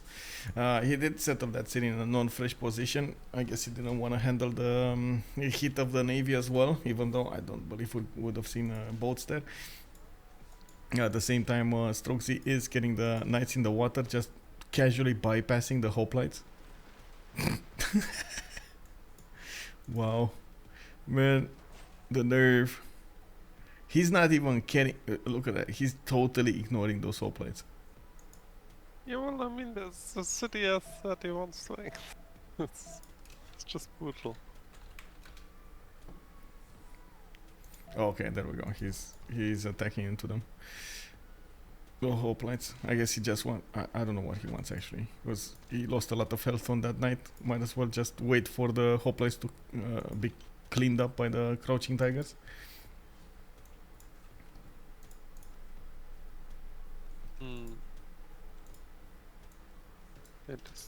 Actually, Caguana is one of these tourism after research in light. Yeah, after no bonuses. No, never mind. I was considering if they could this the type of game where like Sweden randomly pulls out a weaponry culture win or something like this. This is what I was checking for.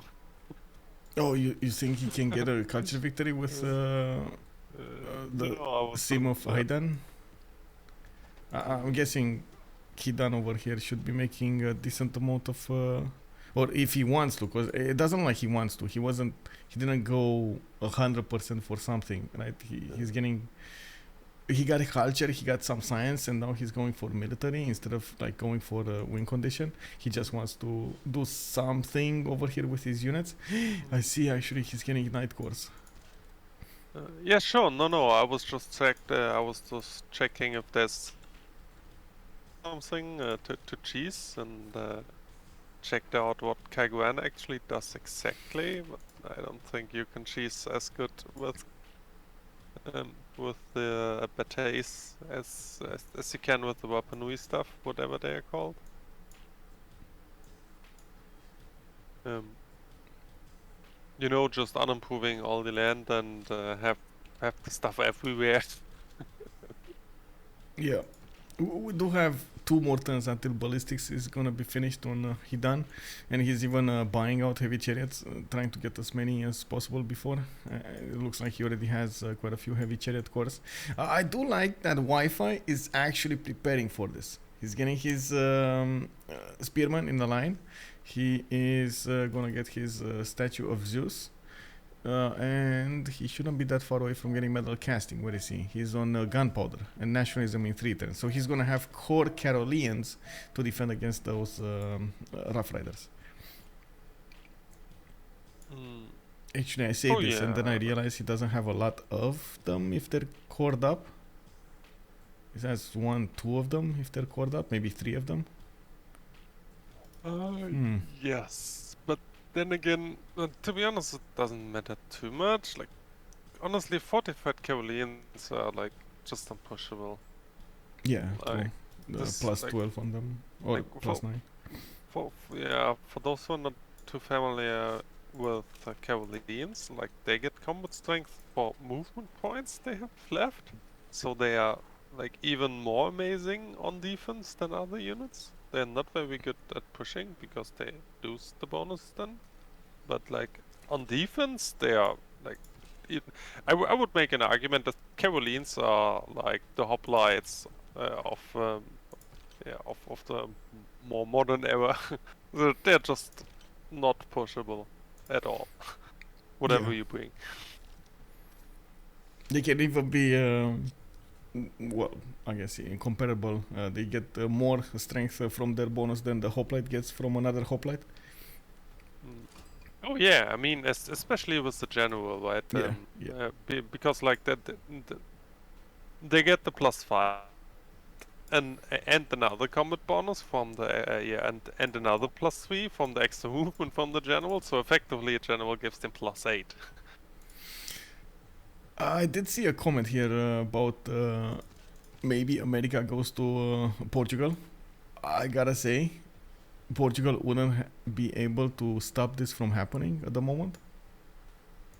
He's getting a few galleys in the water, so galley fleet actually. So like maybe I would like to see like 2 or 3 frigates from Portugal to at least secure the coast and make sure that Hidan can't do fancy stuff on the water. Like usually naval ships on Prism tend to completely ignore sea control because they're like, oh, there's no one here, so I don't need to build ships, right? But then the army just swims and you can't defend. So usually it's a very good idea, even in a position like this, to at least have a couple of boats securing the coast. Like, I mean, you obviously don't need to go to I pre-build 100 galleys and upgrade them with my team gold. At least have a couple of boats to secure yourself. Yeah, I agree. You don't need a lot of them, but you do definitely need a few of them. Now it's the perfect chance for him because he just finished quite a few buildings, his navigation schools. So might as well just put a few boats in the water. He does have galleys. He doesn't have caravels yet. I do see America did manage to get his Rough Rider. He just plugged in the card, and we're just probably moments away from him upgrading his military. We will see where he wants to go immediately after he's gonna get the upgrade. Ooh, stealing gold in Vasteras, by the way. Whoa, okay. Patience. That spy is called Patience, and it's siphoning funds.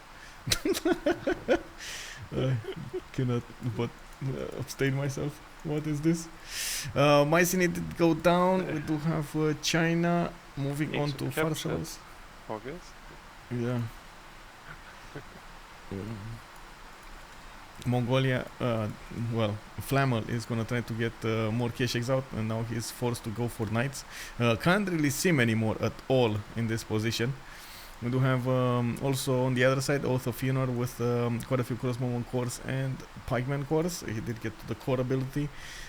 He stopped building units though, and like you said, he's probably just gonna try to sim up here, not really caring about what's gonna happen.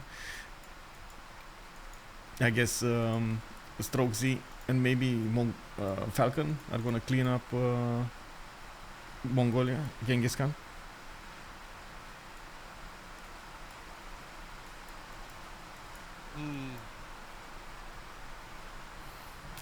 Boris is also making a comment here. They are as strong as 80 crews when they are armies. They didn't move, right? Yeah. They're extremely good units. I mean, I can't remember the last time I see 80 crews, but sure. Oh, we saw yesterday 80 crews. Oh, really? Okay, Yeah, I guess it's a late good game. thing I fell asleep then. We did have 80 crews, yeah. Oh, it took a long while. They weren't actually used, but they were on the map. I see. I mean, the thing is, the only mentionable science is in Portugal, and that's pre-inquiry, right? Like, this is probably like 100 or something from pre-inc, and then there's Falcon with 280. Yep. And Falcon is in pen brush and voice. He's not Yeah, gonna lose his science. This is what I mean. I don't want to be I don't want to spread negativity, but I just see no way for enemy here. Well, I do have to point out, it's not that often that you do get to play against these teams, against a team like WCG.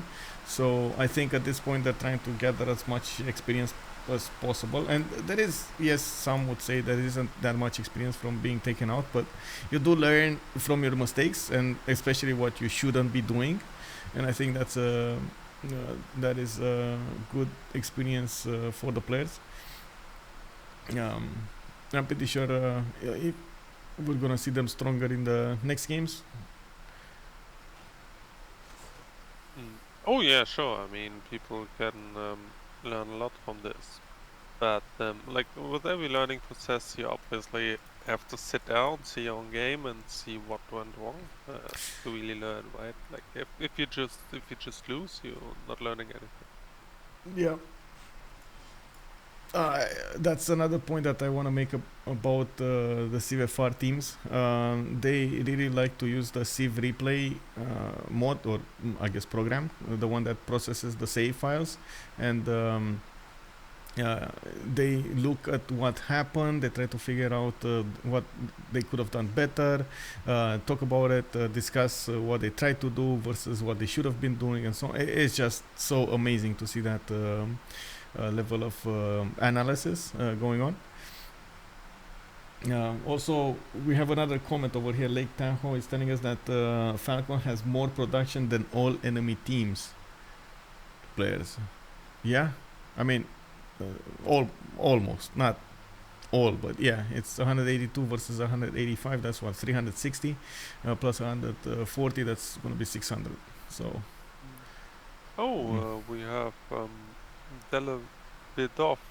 Maybe, sorry for butchering your name like this, but you can tell us how to pronounce it. We got him in the chat.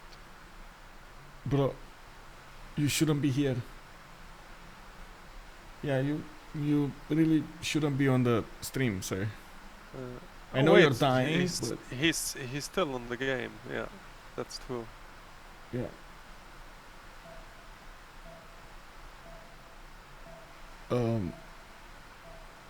Yeah. Well.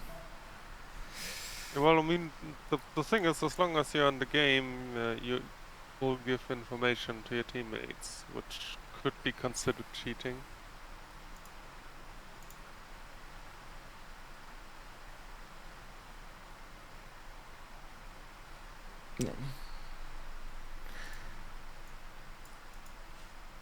No. We did have Terracotta Army finishing in Al Malik, and well, the Deleved did die right now completely. That's one less military alliance that he can benefit from, and I'm not sure exactly who lost it. Probably Sweden, actually, or Portugal. Portugal, I think. Okay, I see. Flamel still has it. Let's see Sweden. Does Sweden still have it? No. He does not have it. Was that Portugal that has it? Let's see. Yeah, Portugal has it. So Sweden doesn't have a military alliance. He is upgrading his Carolians, and I think Hidan over here does need to show us where he's gonna go with those Rough Riders. At the moment, I don't see him making a move here. He did send his spy somewhere. I don't know where yet. It didn't arrive. We're gonna need to give it a few turns.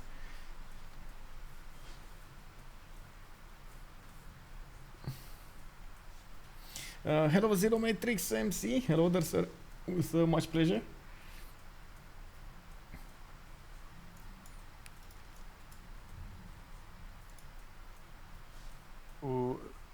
Let's look at the juicy spice from... You know, actually terracotta is such a stressful wonder. Like, when you have a couple of units and need to promote every unit... Like, this is taking away, like, full 2 turns of your timer, right? Yeah. It is quite a problem. I'm actually just waiting here to see what America is doing. I wanna see. Is he gonna go against Portugal? That would be, I guess, a mistake at this point, especially with Portugal getting a few boats to defend. And I think he saw that. He saw it with the horse. The horse got pushed from that coast by one single quadrim. But at the same time, he can definitely go to the south, take Delgada, and keep on going around, take a CAD, and then attack Portugal from the south of Viseu. He's actually putting a Rough Rider core in the water. Wow, is he gonna try to do this? Oh my god. Oh. I don't know. I don't think that's a good idea. But honestly, looking at what Portugal is doing, he's totally ignoring this. The galley full against the Rough Rider in the sea. Yeah.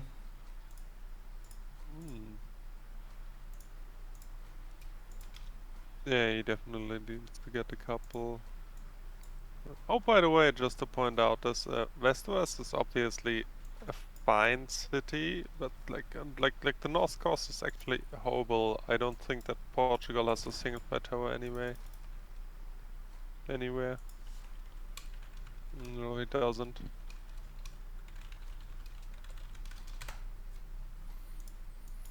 Oh, we got a recap asked by Janos. Welcome, Janos. Give me a minute here, please. So, we did have the 7 Seas being chosen. Looks like from the beginning WCG went for the double Kublai, double Teddy, while Team Enemy did go for Portugal with Gorgo, with Sweden, and Mongolia, Genghis Khan. They did spawn, as you can see over here, with Mongolia to the north of Gorgo. This is the former Gorgo Empire, while we did have to his west side China, Kublai in China, of course. Kublai China did notice that his enemy is gonna attack into him or might attack into him, and he got a few. He got initiation rights and quite a few units to defend. While Gorgo did take the bait and got the God of the Forge and attacked into him with a few hoplines. That attack didn't quite go well. In the meantime, China did manage to get a lot of archers out, around 10 to count, and when, of course, the timing came for those to turn into crouching tigers, they just overwhelmed the defenses of Gorgo, and as you can see over here, Gorgo got taken out completely from the game. Now, we did have also Mongolia trying to defend against America, if you can believe this. This is Bulmus America, and we were talking about this for quite some time. Bulmus did go religion, did go for his preserves, got monumentality first, and then we did see him develop a lot of cities, even in the face of Mongolia, without actually being counter-attacked. That was quite a surprise over here for us. We do need to see what will happen. Unfortunately, it does look like at the moment Mongolia couldn't keep up with the stats, and as you can see, there's a big difference between the stats of Flamel on 71 science, 34 culture versus Oath of Feanor stats 117 science, 184 culture. Even in the production, Bulmus, which is really not well known for his production in the game, he's 171 versus 152 of Mongolia. That's just sheer number of cities rather than anything else. We did have also Sweden try to get as many cities out as possible. Now he's defending against America, and he was a bit scared about both Americas. Actually, he has Bulmus to the south and Teddy to the east. Teddy did get Rough Riders, and in the meantime, he's trying to do something with them. I think this is a bit of a chaotic move from him. He's not really knowing what to do. He's just sending them against his opponent. Hidan might need to go against Delgada or focus on going against Porto or Visio, but he's just sending them all over the place. I don't know what he's doing here. We did have also Falcon, the designated gold maker in the game. He's trying to get as much as possible for his teammates, and he is on 481 gold a turn. Portugal did get spawned on an island or a peninsula because it is connected to the south over here. The problem with it took a long time for Sweden to get a city to the south, since as you can see there's a big distance between the north city, the capital Stockholm, and of course Västerås. So yeah, it was a problem. Whoa, we actually have the Rough Riders dying here. Well, that is an issue. Hidan trying to outsmart Portugal. Getting killed by galleys and quadriremes at 74. Let's go. By the way, I just checked Great People a bit, and Falcon literally got every trade with Merchant and Newton and the Happiness Scientist as well. Like, dream sim city for Falcon here. Yeah, well, he did very well. Even without God of War and Plunder, he managed to get all of those out.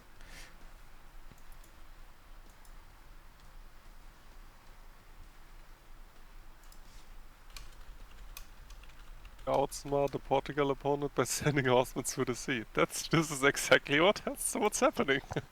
Yeah, I mean, look, he's trying to like gather all of the fleet of Portugal to force him to move it on the east side, and then he's sending the horses to the west side. You know, that's what can I say? He's doing it. He's trying it. Is he gonna kill Delgada with one single Rough Rider core? Is this gonna happen?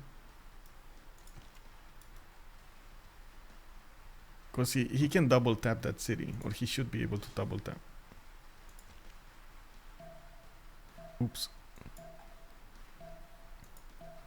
Seahorses! Yes. Yeah. Indeed. Unfortunately, the Warfighters don't look as happy as they do. Like, actually, seahorses always have this, like, eerie big win, right? Yeah. It's kind of scary. Oh, I'm he kind did of put it. I'm Check it out. Check it out. He's gonna try to D-Day that on Porto. What is he gonna do, Harry? Is he gonna kill the other Rough Rider, or is he gonna kill this Rough Rider? He did. Oh my God, he landed. He did. He managed to do it.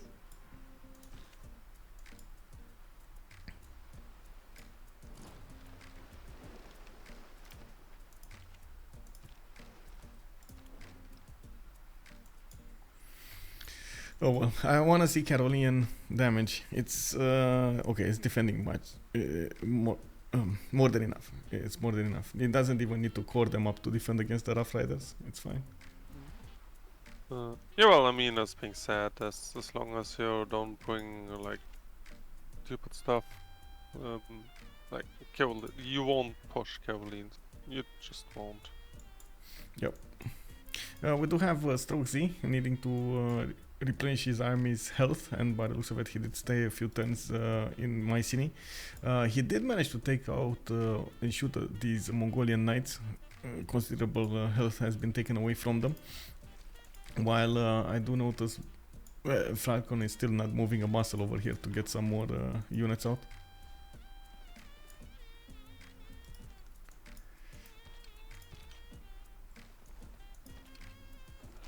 Oh, Falcon building Big Ben. Big Ben. Oh, he is 6 turns away from getting it in his capital. Nice. Well, this is. I'm actually curious if America is gonna also try to push Mongolia, as in Genghis Khan, from the east, or the south. At the moment, I don't see that happening, but I would have loved to see that happening. Oh man! By the way, Falcon started building Statue and Patella as well. Those are Just in case going for the diplo. Oh, I just got an information here. Flamel actually didn't have knights here. He captured them from China, I guess, with his Keshiks. Oh, that's why they're so low HP. Okay, interesting. Well, that's the power of Mongolia. See, Genghis Khan. You don't have your own units? No problem. Get a Keshik. You're gonna get an army. Yeah, I mean, Strokes is random frontline skirmisher, so.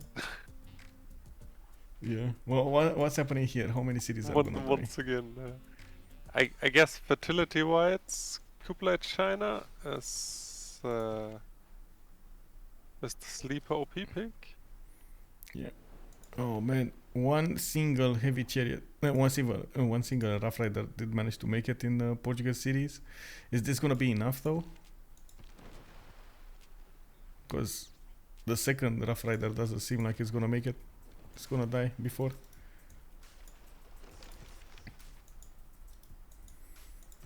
Delgado's gonna get walls, and this is what happens when you basically split your army. You might not get anything done.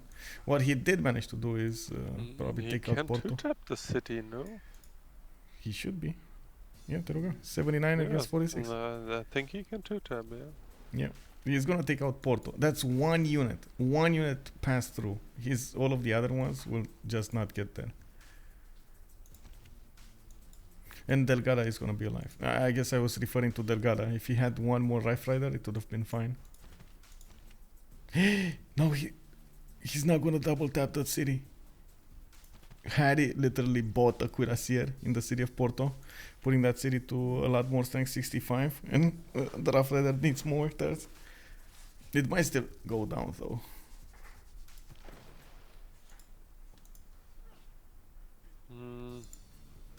I mean, the cuirassier has 69 against 97, like, it literally completely dies. Like, the Rough Rider can just stand there and tap 3 times, I guess? Yeah. Let's see, he can probably shoot at it. The privateer, but... I think Porto still dies. We'll see. Yeah, looks like it might happen. I don't think these cuirassiers basically die attacking into that Rough Rider, so I don't think it's gonna be an easy way for Portugal to get rid of this Rough Rider. But you can imagine what would have happened if he would have managed to get like 3 of those here. By the way, look at the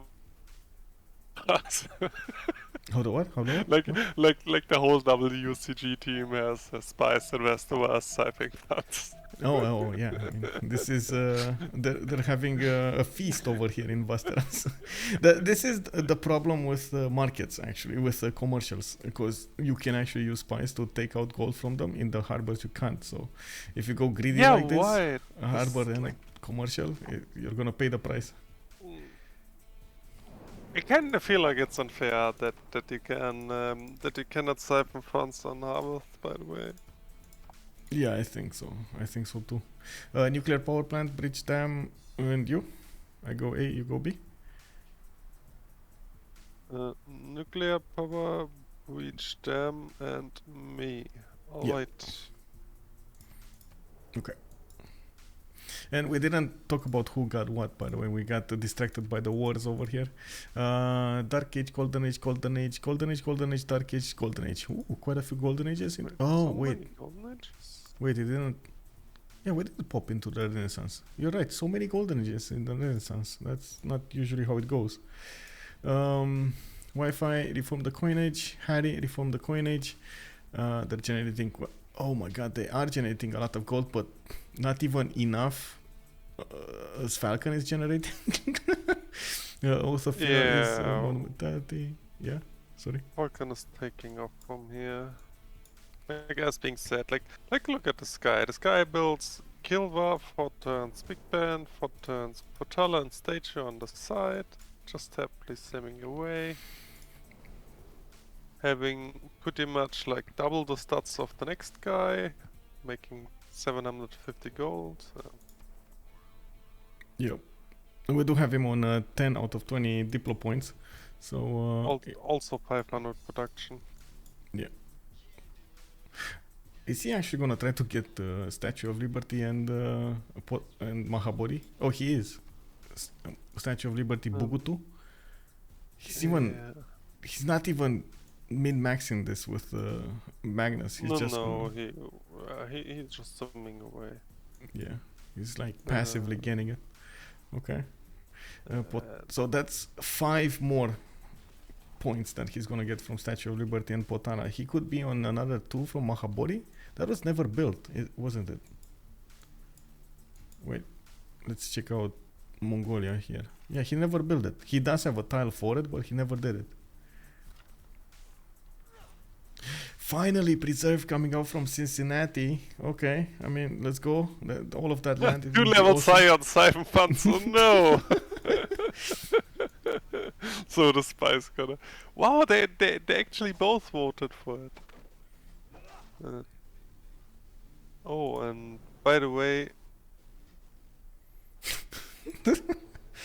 Oh man, I guess Portugal is not actually gonna make that much gold. We can check, right? Every turn we can check how much he's actually gathering. So he's 350. Only Genghis voted against Siphon Funds. Everyone else was like, let's steal gold. Yeah, I don't know what Genghis is doing. He's definitely not with the team here. He voted on the West though, but only 1 vote again. Like, I don't know, like, he's not using his favor at all. Like, yeah, in the last Congress, he, like, I assumed he shift entered, but maybe this guy just, I don't know. Maybe he just doesn't like the Congress. Yeah, well, to answer the question of where is Falcon's economy going, he did start up with a lot of commercials. He did get the banks, he got the stock exchanges into them, and then he coupled his economy navally with China to the west side. You see he's trading cap to cap over here through the city of Irai. That city also has Reina, so he's generating extra gold from the trade was passing through it of his ally of China. He also got every single trade with merchant. Yeah, so he has an insane amount of trade routes. I don't know how many, but you can see them all over the place. It's 1, 2, 3, 4, 5, 6, 7, 8, 9, 10, 11. 11 from what I can see. Okay. It's not an insane amount, but it's still a lot. Okay, let's see what's going on here.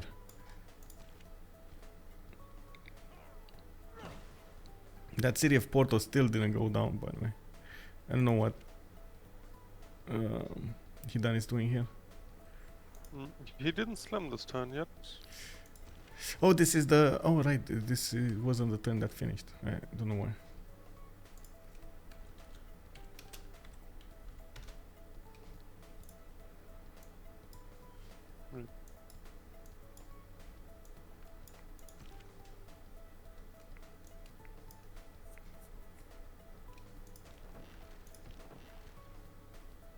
Wow. And Delgado is still alive. It's getting attacked every turn, by the way, by that one Rough Rider core. It's relentless, that one Rough Rider core. I can only imagine how mad Hidan is that he didn't get that one love tap over there on the city of Delgado to take it out.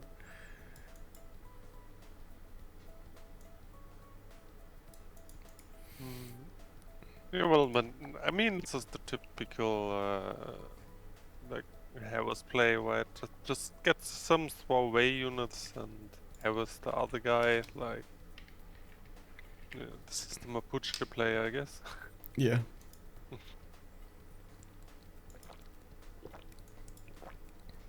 Won't have too big implications. No. I mean, as being said, like I don't want to be disrespectful or anything. But I just think like just from a snap position, doesn't really matter what Hidan does, and I think he knows it as well. So Yeah, he's trying to have fun. Yeah, he's just trying to have some fun. No, I mean, honestly, he did get what he needed to do. He got snatched away that Colosseum, got a very good sim over here with that and Temenanki. I like Cleveland, how it looks. I like his city of Baltimore with how he used his Governor Plaza, for example, bonuses. I guess now he's going for the production, which again is what you should be doing. And I do like how he's trying to get as much return from one single aqueduct on these industrial zones. It's good in my book. Oh yeah, sure. I mean, other than picking heated good simming and stuff, like. Yep. Oh, Porto did get attacked. It might fall. For some reason, Harry is refusing building walls in that city. I don't know why. Actually, nope. He promoted. Yeah, he promoted. And the city is still gonna get 20 health points back, but look at the frigates. 5 frigates are gonna shoot that Rough Rider core. They're not gonna even feel the sting. They're just gonna get promotions out of it. Well, I guess if he attacks twice into that city, he's gonna die. So, yeah, it might happen. Let's see it. Delgado promoted there also. Whoa, City of Phoenix dying. Wi-Fi showing up to the party with a Carolean attack on Phoenix. Carolean Whoa. attack? Yes, Carolean attack. He's taking out his opponent. Whoa, also Feanor. What is happening? And look at the Caroleans coming out against Samurai. I was wondering, where is that, the 1,000 military from Wi-Fi? I didn't think it's all on the east defending against possible Rough Riders, and now I found it.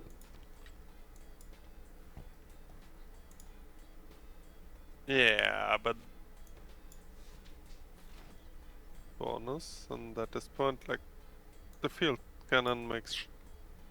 Yeah, the field cannon does very well against the Caroline when the Caroline slams. Yeah. Yeah, that is gonna be a problem. That's a lot of strength coming out of those field cannons.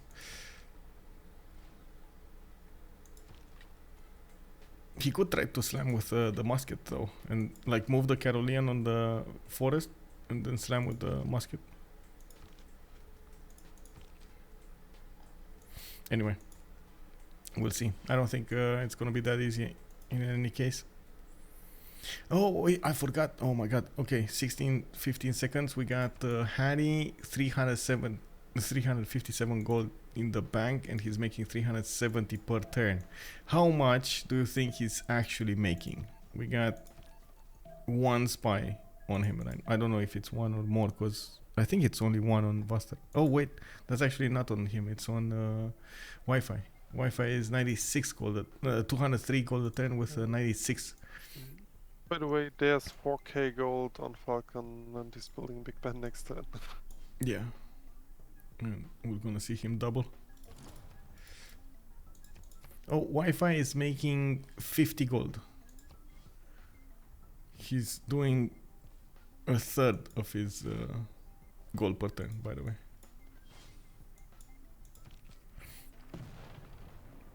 I think... you mean Wi-Fi compared to Falcon? No. Oh.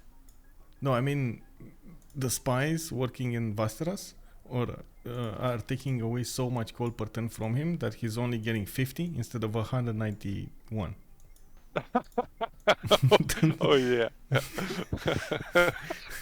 So yeah, well, I can only imagine if they found a commercial in Portugal, oh my god, they would like you would see those spies running across the map to get there.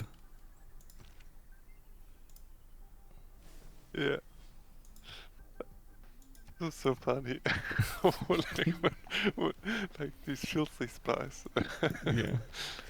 Well, double promotions. Siphon funds 2 levels higher. Oh, by the way, Falcon finished Kilva as well, and he has double source of commercial CS, so he's at 900 gold a turn now. Ah, easy peasy. And 400 science, 238 culture. Very nice.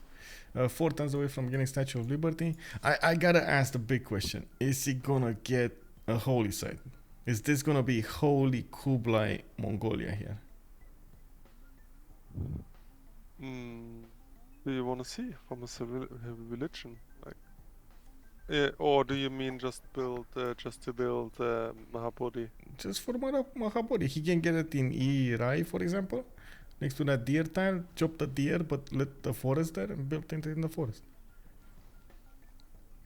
Or even in the north, he has a 2-1. Bugutu is 10 pop. He could get it in Bugutu. Oh, fucking got laps. He's taking astrology. I mean, honestly, at this point, that is the fastest victory condition. They just need to wait 17 more turns, and bam, they get like get the Diplo victory. Like, I mean, the good old third 81 astrology. Why not? Yeah. Would that be the No, I don't think it's actually the fastest Diplo victory we had. Turn what, 97 victory con? Would that be the fastest one?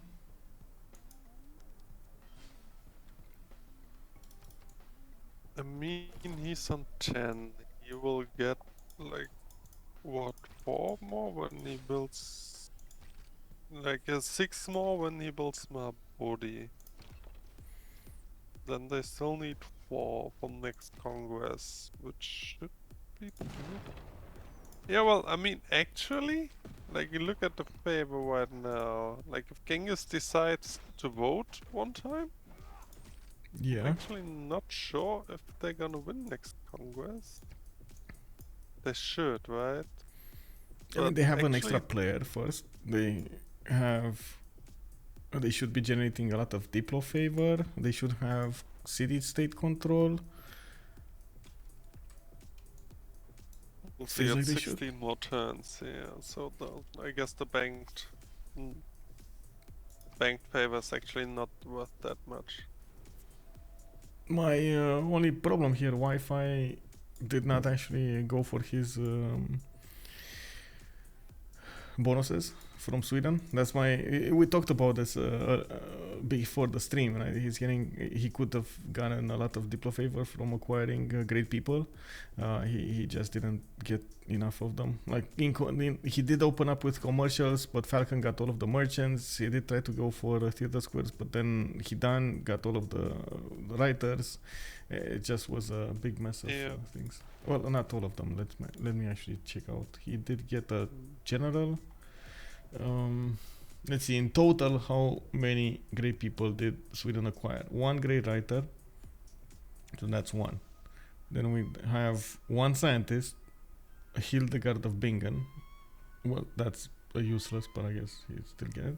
A merchant. Oh, he got a merchant. He got a bank one. Okay, so three great people. 4 with a general. And 5 with another merchant, the internal trade route one. Okay. 5. That's it, 5. So 125 favor came out of that bonus of Christina. Yeah, that's not much to be honest. Yep. The Waff Rider near Porto finally died. Whoa, Harry did manage to defend his city. And I guess he's gonna defend Delgada too. Proceeding to build some chariots. Is he gonna? Oh my god! Can you imagine if he attacks Hidan and Hidan dies or something? Biggest Waff Rider dying, unimaginable. I know, right? I'm just throwing up some options in the game. Oh no, Phoenix got walls. Oh, those tail walls? No, barely ancient walls. Did Sweden get great bath? That's a very good question. It was for the second era points, classical towards medieval. No, he built it after I checked it. Oh, did? Wait, what? It just randomly built it. Kick. Lol. Yeah, because I was thinking, but he didn't chop it, and it was like 4 or 5 turns when they were changed.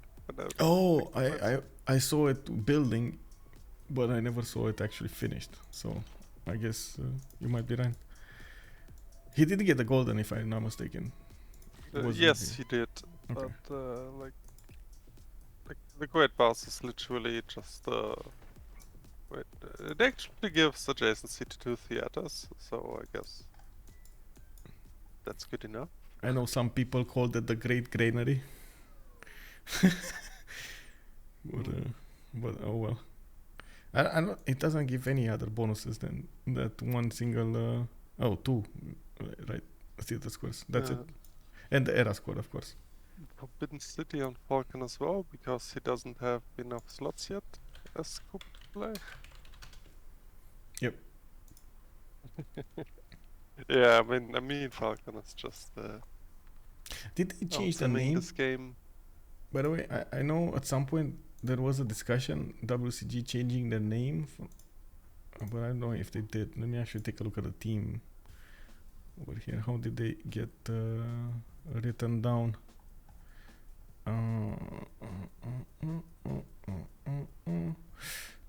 Oh, yeah, it is Wadian Crusader Goons. They did change the name, so it's Wadian Crusader Goons now.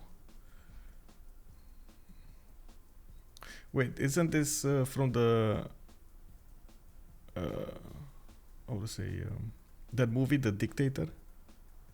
Wadian Crusader Goons. Yeah, isn't Wadia the land of the, I would say, the country of the dictator? Oh, you mean the movie classic with Charlie Chaplin? No. No, it was a movie when there was like well, I mean, it's a, how to say, comedy, and it was a guy that was never mind. We got a GG. It takes me too long to explain. We do have Wadian Crusader Goons managing to get a win over here over their opponents, and it does look like Team Enemy couldn't actually keep up with all of the stats of the game. There was a player from them that did manage to die. Unfortunately, we lost Gorgo at some point, and we're gonna need to see what games will come in the second week. I do believe we will have them in the post-game chat also in the brief soon enough. Let's actually take a look. Yeah, they're moving in the post-game chat. You wanna join Justice? Post-game one? Yeah, sure. Okay. I don't know if you can. Can you? I'm gonna stay here until you join. So I don't know if you can. If you're not, I think I can give you a tag. Give me a second. Where are you at? Justice.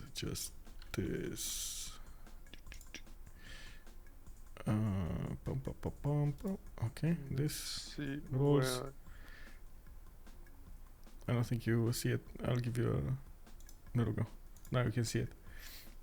Oh yeah, there's post-game one. Yeah. Okay, let's go. Well, that was an interesting but surprising game over here. GG. GG. Wow. GG. Everybody's asking about the double Teddy, double Kublai tactics. Well, it's. I mean, Kublai China is the best server in the game now. It's like amazing. Yeah, especially with initiation rights, I guess. I don't think initiation.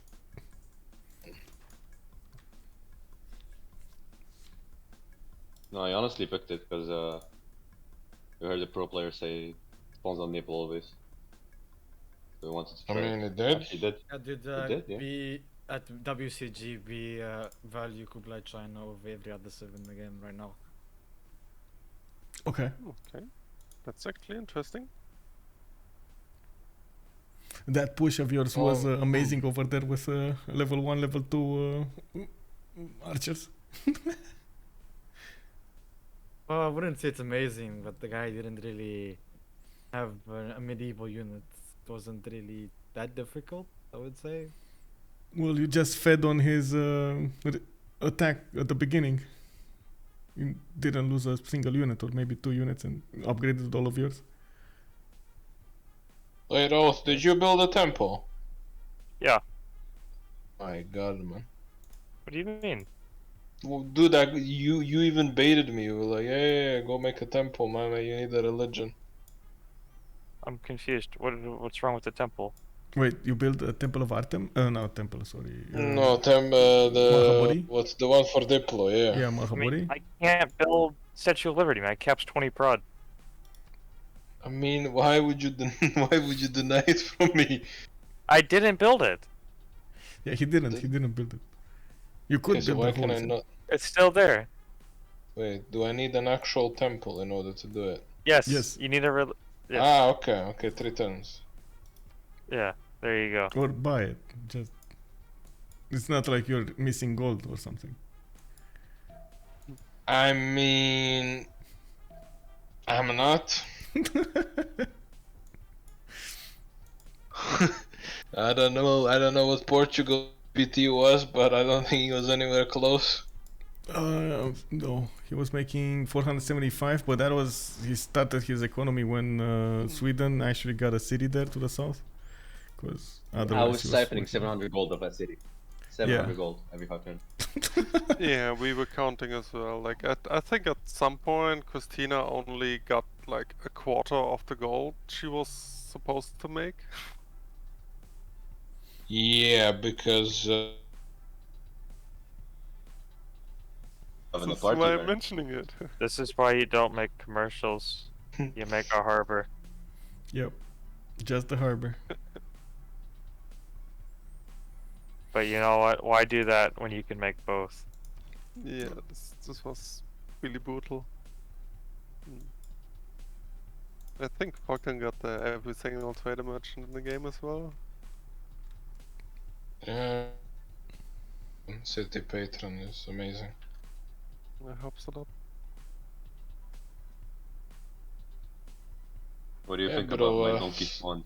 Slow start, but you know, 2 Kublais next to each other. breaks the game. It's better than one, I hear. I mean, yeah, okay, a bit of a meme, but Kublai China like hands down the best civ in the game now. On the naval map, even better. That's actually pretty interesting, right? Because like I kind of feel like Kublai have been relatively unchanged. Recently it picks up pace, right? No, it was always good. People just refused to play it. They were thinking it's a troll. Yeah, this is what I'm trying to ask. Like, for like picking it up recently, or do you just think like people have been sleeping on it? People have been sleeping on it. 100%. Fuck Kublai China, man. It's Eddie Rough Rider. That's the best civ in the game. Hidan, you suck. You missed What, second golden. Trust. What do you mean? I didn't. Michael did. Wait, you made second golden? Yes. You Oh, stupid. Lol. I can tell you who did it. No, Michael was watching over Teddy Rough Rider, and you were in normal, so we thought Hidan missed golden. Okay. Yeah, I thought so too. Yeah, we even got him convinced. Dude, missing golden felt bad. So bad. I don't know. Was that Gorgo spawn that bad as it looked to us? What did he? He messed up his position in the second, third series. He went full naval, and then he had good mountains towards you. Never made use of them. It was. Yeah, I was very hesitant to settle towards him for this reason. He definitely could have made better settling decisions, in my opinion. But A big question over here is about the double Teddy, though. Why Bulmus and Rough Rider at the same time? Was just for the memes, or? It's the diplo Because they powerhouse. picked Genghis in the first rotation. What the hell? Yeah. Why did you first pick Genghis? There was stupid Babylon that we forgot about. Yeah. Well, So nobody we picked had it. to improvise from going double like full Mongolia China setup into into Teddy and Rough Rider and into Bulmus and Rough Rider. We wanted Kublai, double Kublai, and Queen Shi and Genghis. The very first pick Genghis. We were like, okay, let's go Teddy. Teddy. Okay. But you listen. Teddy. Teddy. Teddy. Teddy. Yeah, if it works, What it can I works. Yeah, if it works, it works. Those preserves do look awesome, and your sim also was good. I guess you felt bad that you actually didn't have anyone to attack there with the Rough Rider. Yeah, I looked at Rough Rider. Falcon said I can fund you a push, and I was like, okay. Again, That's soup. Yeah, it wasn't really an investment since it was heavy chariots. Yeah. Well, GG guys. You don't- Interesting first game over here. Oh, you wanted to ask something, Justice? What? Oh no! I just wanted the fact that Bulmus is forward settling Genghis is probably saying something about this game. Oh yeah. What is I it mean, saying? he didn't know. Oh, you mean about Boston? Yeah. I Yeah. clicked the Talking oligarchy. about killing Samarkand, settling Boston, and Genghis along. You always kill Samarkand. And then Boston's just an easy city to defend. Now, I thought about putting one above New Orleans, and that might have been hard to defend if the Guys, guy actually sorry made to interrupt. Can you pause and pause, please? My game cache crashed. I don't know who's supposed. No, someone declared on the civs. Yeah, I Freaking declared. I bomber. wanted to see how much the bomber does. Don't get me wrong. I'm not criticizing the settles at all. I was just very surprised that Genghis let you do this stuff. And the guy had no stats or anything. Yeah. He didn't have a choice. We thought he's at least gonna punish you for settling those cities, but he never did his push properly. Well, No. Their entire team had 10 seconds on us. Entire team. yeah, I saw. I mean, GG guys, thanks for casting and good night. See you. Yep, GG, well played. Bye. Bye. Well, there we go, Justice. We saw the first week coming up over here at WCG going against Enemy. The first show of Enemy. We're gonna definitely need to see them in the next weeks, and we're gonna see what happens. We got 7 weeks, 80 weeks of seeding phase, and we're gonna, after this, we're gonna get them put properly into groups or divisions, I should say. Yeah, sure. I mean, even though I think we can unfortunately say that, like in this case, like the quote-unquote new guys, I guess you can say they just got outclassed on this, but I still think it's very nice to see to have an influx of new players banging the heads in, right? Oh, for sure. That's something that I also want to point out, that they got a lot of experience from this game. They know how what happens if they do make those mistakes. I'm pretty sure they're not going to do them again, and we're going to see what happens. What is their next game going to be looking like? Yeah, sure. Definitely something to be excited for. Yep. Well, thank you very much for joining me, sir. And again, I do hope we're going to see each other in Germany, and of course talk more in the meantime. Yeah, it was a pleasure. You're very welcome. And I do hope we will see you in person in Hamburg as well. But being said, unfortunately, I can't commit just yet. Okay, big donor. Get big donor and meter of beers. No, you need to have a Fischbrötchen. A fish what? I was already trying to tell you. A Fischbrötchen. That is actually what Hamburg is very famous for. Like there's a very traditional fish market where you can pretty much go like very early in the morning. Like they start up at like, I don't know, like 3 a.m. or something like this.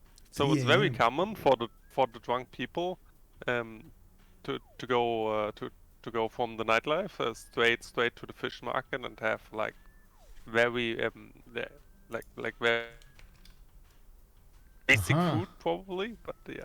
And Hamburg is very famous for the fish market. Interesting. Okay. Well, I'm gonna definitely need to learn more about that. I don't know about getting drunk, but yeah, definitely need to learn more about that.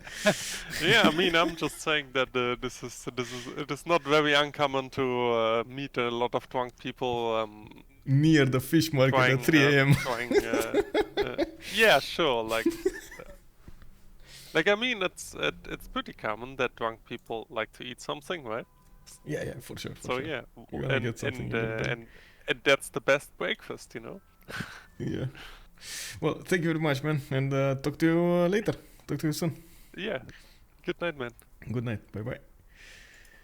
There we have it, guys. We had WCG go against the Enemy. WCG did manage to win in the first week. We also had the pleasure of talking with Justice in the stream, and I do hope we're going to see hear some more from him. I do want to thank everybody for joining us, and I do also hope you enjoyed the cast over here.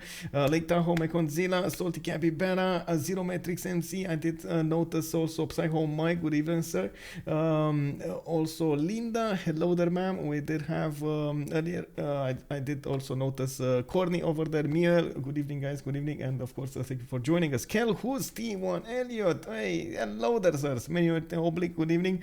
I do have to point out most of the time when I'm co-casting, I do miss quite a few messages in the chat. I do try as much as possible to I respect my co-caster and try to, of course, bounce ideas with him without actually interjecting with the other messages. I do try as much as possible to pay attention to everything. It's just sometimes it's a bit of a mess.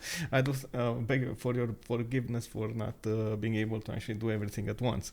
At the same time, this was a Saturday night. I do hope we'll have some more content with Civilization 6 gaming. I think we're gonna actually host somebody else. I'm just waiting for something to happen over here, pop on my chat, and I'm gonna see what's going on. I do also want to say that if you did watch this through YouTube, I do hope you enjoyed the show. Throw this a thumbs up if you did. If you didn't, I totally understand it. Give it a thumbs down. That gives me feedback that I do need to improve myself a little bit, maybe in the casting, maybe in the phrases used, maybe in my English, and so on and so forth. There's a lot of things that I could definitely try to improve. Thank you very much for seeing this, and I do hope you're gonna click that subscribe button. Thank you very much. Next up, we're gonna have tomorrow another game. It's gonna be Civ Joe with Cringe Gaming. Yeah, Cringe Gaming. It's gonna be much earlier than this stream. It's gonna be actually 1600 GMT. If you wanna keep keep being informed about my streams, you can definitely take a look over here on my Discord, exclamation mark Discord, and you're gonna get to see two channels, upcoming games and OnSpotTV streams. I do try to keep them as soon as I get the information updated over here with my schedule, so you can actually see when the games are going to be played, at what hour, who's going to be against who, and sometimes I do put some information over there if it's going to be delayed, if it's going to have something, maybe a sub or something like that. It's all over there. Thank you very much, Care Home, for your follow, and I do hope we're going to see each other in the next cast as well. Linda, always a pleasure. I do hope you also had a great time playing today. I do know you played earlier. I don't know what you did, but I know you played earlier in the game reports. Team Irel won. Wait, was that's not Team Irel. You are whoa. You are wait. That's not it. Oh my God, so many teams over here. Who was it? It's the something. Oh no, I know this. It. Wait, you didn't. Hey, why isn't it here? Oh, this I see. Oh no, Monkag. You played against Monkagan, and okay, I see. So Visico did manage to steal a settler. This steal a settler. Ooh, that was a fully charged builder. That's the one. Yeah, sure. Sorry, I got. How to say? I remember that, but a bit later over there. I do hope you're definitely getting that experience going, and we're gonna see some more games. Well, without further ado, I do want to close the stream, and we're gonna see somebody else. We're gonna host somebody, and guess who got settlers? Oh, nice! Who got settlers stolen? Wait, you? Oh no, 2 settlers. Oh, I mean, you learned an important lesson. Always escort your settlers, or at least get vision over. Yeah, I understand. You need to really escort your settlers. You saw even yesterday, Distoria lose a settler. It happens to the big boys also, but it's just carelessness. It's not, pro plays over there. Thank you very much. Anyway, let's see each other in the next ones. I do want to put up that host, and in the meantime, have some fun with some Civilization 6 gaming. Bye-bye.